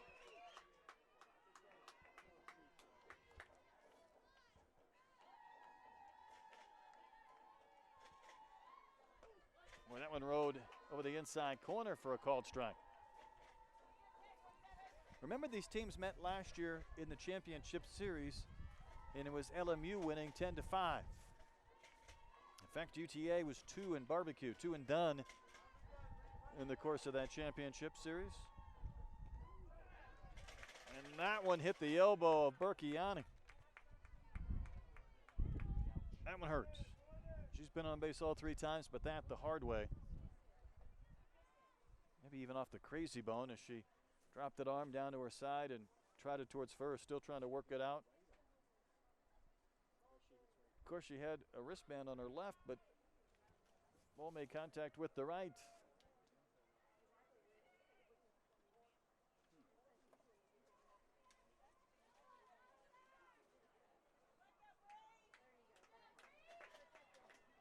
It looks like another pinch hitter. Coach Bruin emptying her bench a bit as Shelby Court will bat for Mendoza. Mendoza has doubled in a run already in this game, but Court will bat. We saw her yesterday both pinch hitting and then staying in to catch.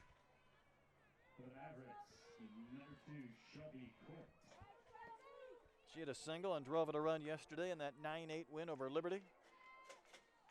Liberty, the first team eliminated of this 4-team event. With one more elimination game to come following the conclusion of this one. Iowa State awaiting the loser of this game, the winner off until tomorrow.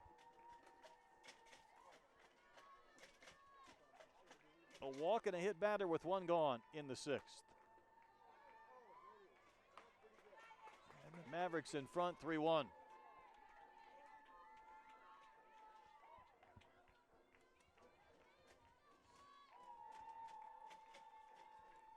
Leadoff hitter Whitney Walton on deck. And the strike is called. Pretty similar looking pitch to the previous one.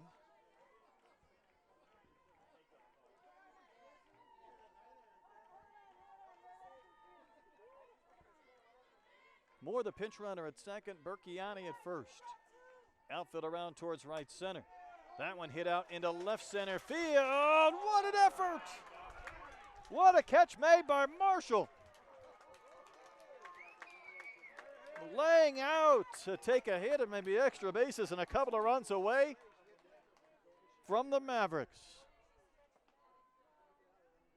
My goodness, what a play.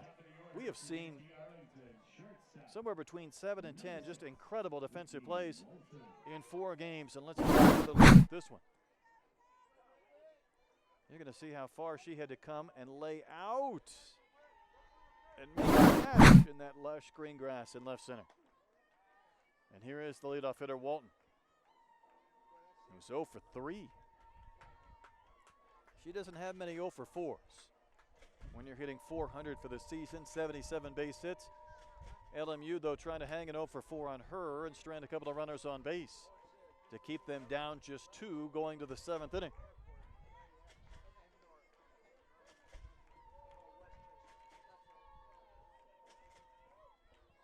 Two another count for Manti. And that's right down the middle for a strike.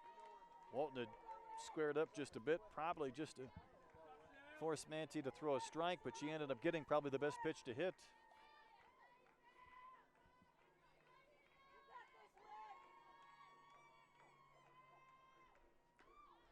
And that's a little bit in maybe, and the count 3-1. That's been the spot that Manti has tried to work, and for the most part, they've been called balls with the exception of an occasional strike in that area.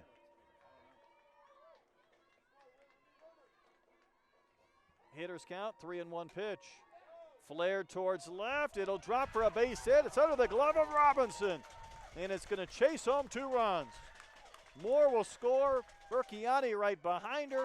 Walton lost her helmet at third, but she's made it a 5-1 game.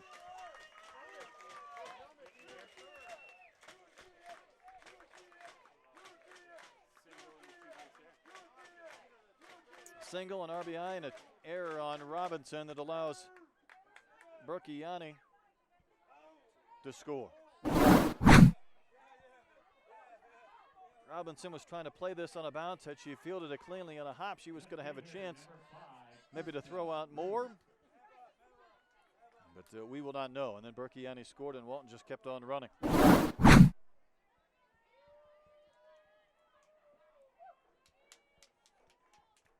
Here's Rude, who's 2 for 3 to extend her hitting streak to 14 games.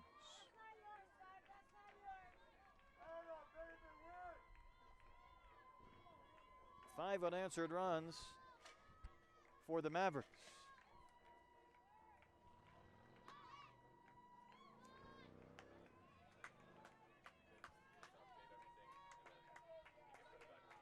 So the task will become that much more difficult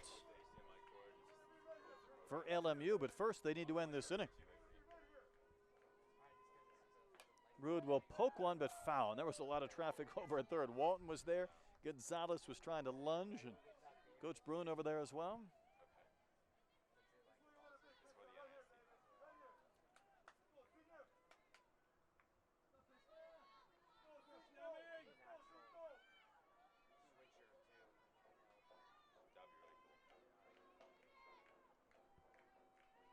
Here's the 1-2 pitch. Tapped up the middle. That's another base hit. It'll score. Walton with the 3rd run of the inning and make it a 6-1 game. Krista Rude has 3 hits in the game. Center fielder, number 8, Laura Curry. And before Laura Curry can step in, there's a meeting in the circle, and all Curry did last inning was get her 89th hit of the year and score an insurance run on a double from Garcia. So Sammy Strins-Ward looks like she is going to make a change in the circle, and if nothing else, this maybe maintain some pitches or innings for Manti in what could be a game immediately after this one. Mallory Eckroth.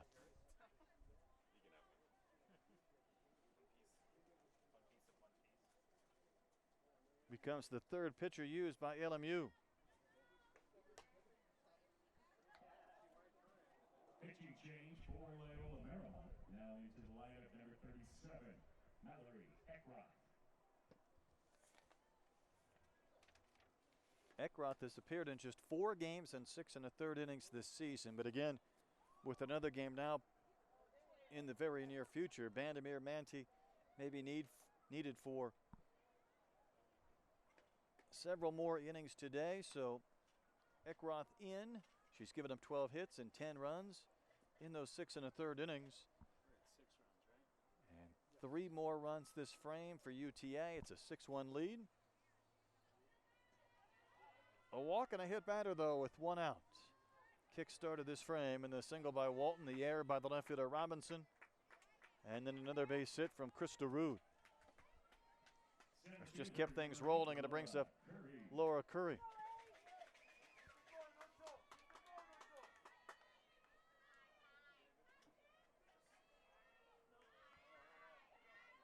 Curry's 1 for 2, are hit in the fifth inning, again her 89th of the season. So by playing in the NISC, it's given her a few more games to chase the Division I hits record or mark here in 2019. Had a pretty good pitch to hit there, but takes strike one from Eckroth.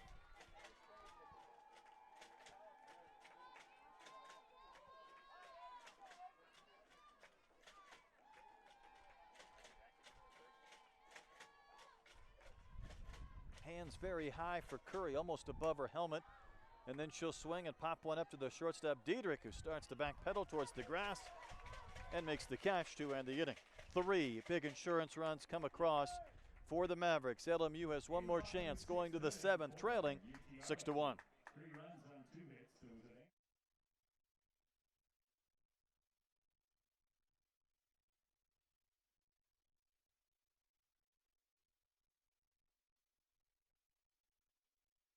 Triple Crown Sports Fast Pitch puts you at the most competitive and engaging tournaments in the nation. With decades of experience building relationships and trust at every level, Triple Crown is the engine behind the Colorado 4th of July, Zoom into June, and offers elite college events such as the Puerto Vallarta College Challenge and postseason NISC. Triple Crown is where skilled players enjoy the thrill of the sport and builds recruiting connections that pay off down the line. Find your way and love the game with Triple Crown Sports.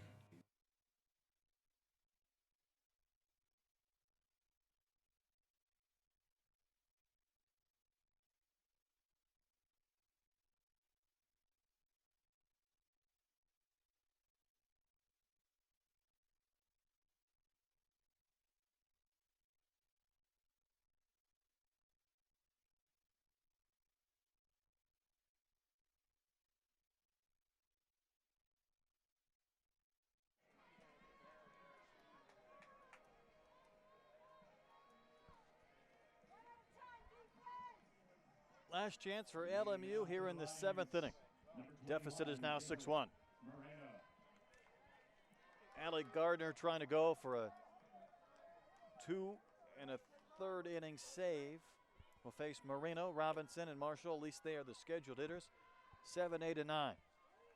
LMU scored their run in the first. Since then, 6 unanswered for UTA. Hard on the ground. Off Wiley, who re-entered. She can't find it. And Marino's on. Smoked one to third, and Wiley never did secure it. And LMU needs base runners, and they have one to begin the 7th inning. Now batting, left fielder number 4, Kaylee Robinson. Here is Kaylee Robinson. Running at first base, 0-0, Haley Jackson. Haley Jackson will run over at first for Marino.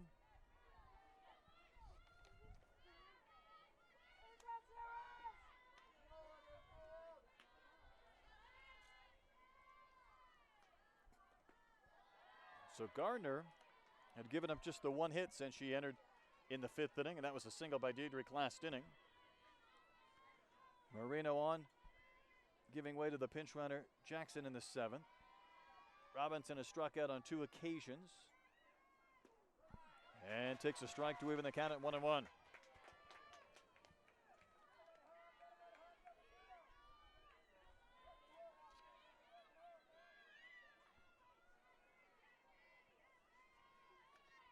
Six hits for the Lions. Soft little flare out of the glove of the second baseman Mendoza. There's a play at second. She bounces the throw to Walton. And just a fielder's choice in the first out.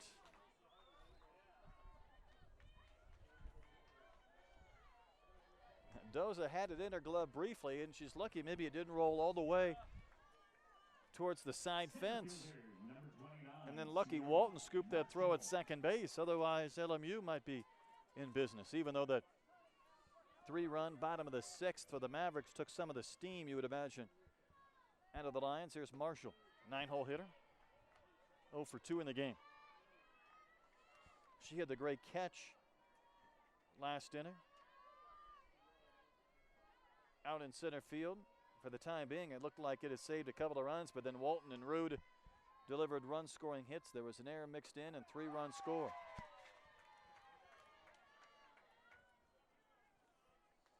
So UTA trying to avenge a loss to LMU in the championship series a year ago and trying to advance to action on Sunday, and then awaiting the winner of what could be this LMU ISU, Iowa State Loyola Marymount game, which would be our 3rd today and our 5th over the course of 2 games here in Fort Collins.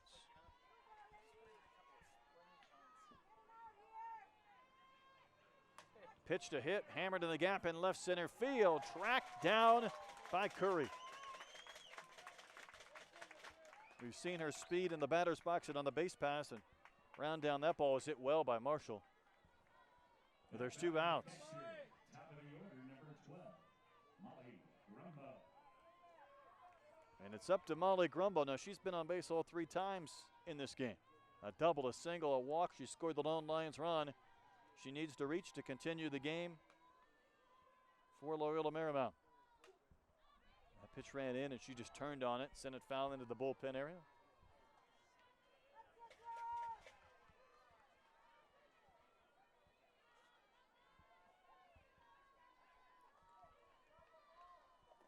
Gardner got 3 outs, facing 2 batters for the save yesterday. Trying to finish this one off, and it is hit foul down the line again. This one much closer, a few feet away from maybe another hit from Grumbo. She did have 3 homers in that regional in Reno. Trying to keep this 7th inning in this ball game alive for the Lions.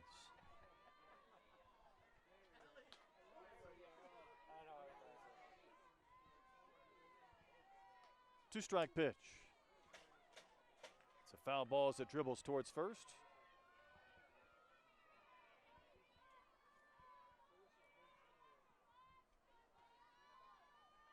And Gardner has given up just the 2 singles since she's entered and pitched for Randy Phillips, who was pretty good after giving up a run in the first. 6 straight runs by the Mavericks since. Two-strike pitch here is off the corner. Wright tried to bring that back and frame it, but Brian Crochet, our plate umpire, wasn't biting. No presentation after this one, right? Nope. Everybody's still here.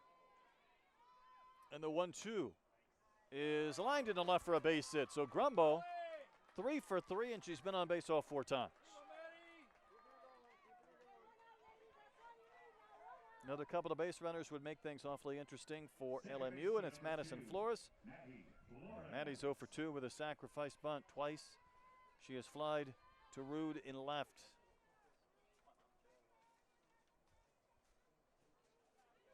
Coach Bruin on her way out to the circle.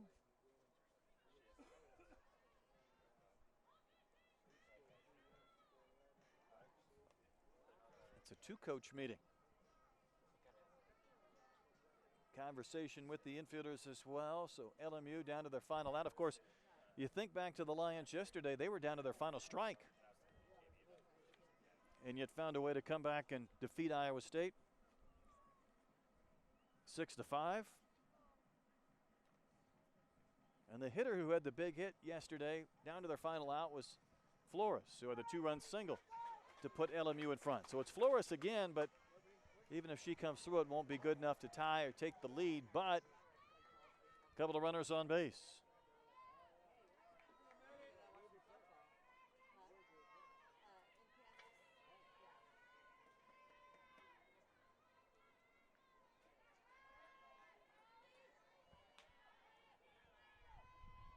Three home runs for Flores on the season. First pitch to her is off that corner, maybe a little bit low as well.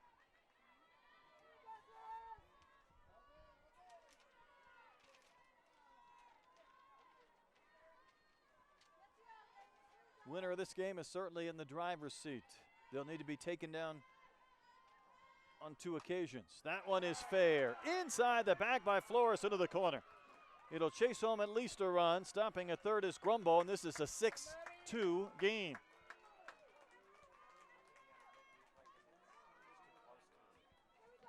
Third baseman number 23, Andrea Gonzalez. One more base runner will bring the tying run to the plate, and activity begins to stir in the UTA bullpen.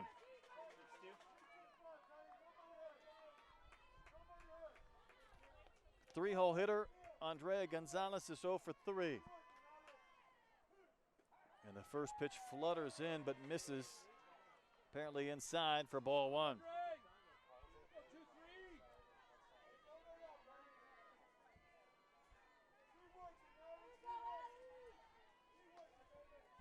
Six-2 in the 7th. Up the middle, over second base.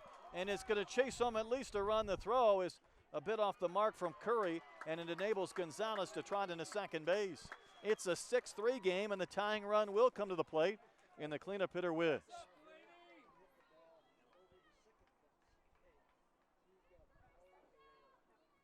Maybe the Lions do their best work when they're down to their final out in games.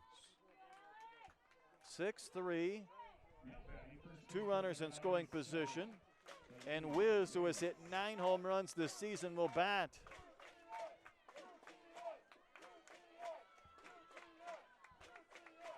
Gardner had really cruised, but she's given up now 4 hits in this 7th inning. 3 straight hits with 2 outs. And Wiz most certainly is the power threat in this LMU lineup.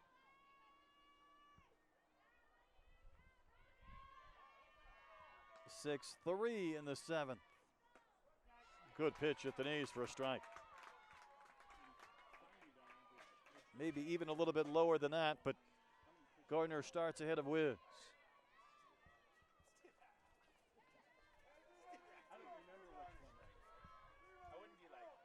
Flores at third, Gonzalez at second.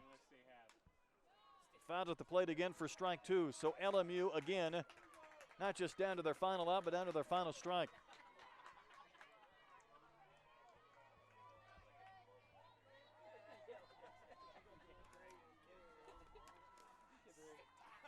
Each team has 9 hits in the game. UTA leading 6-3. But a couple of runs in the bank here in the 9th.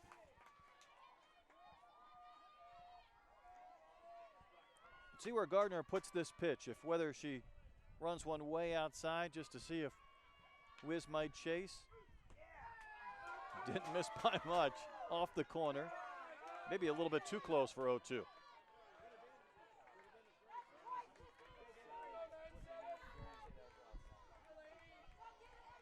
So Wiz and LMU remain alive.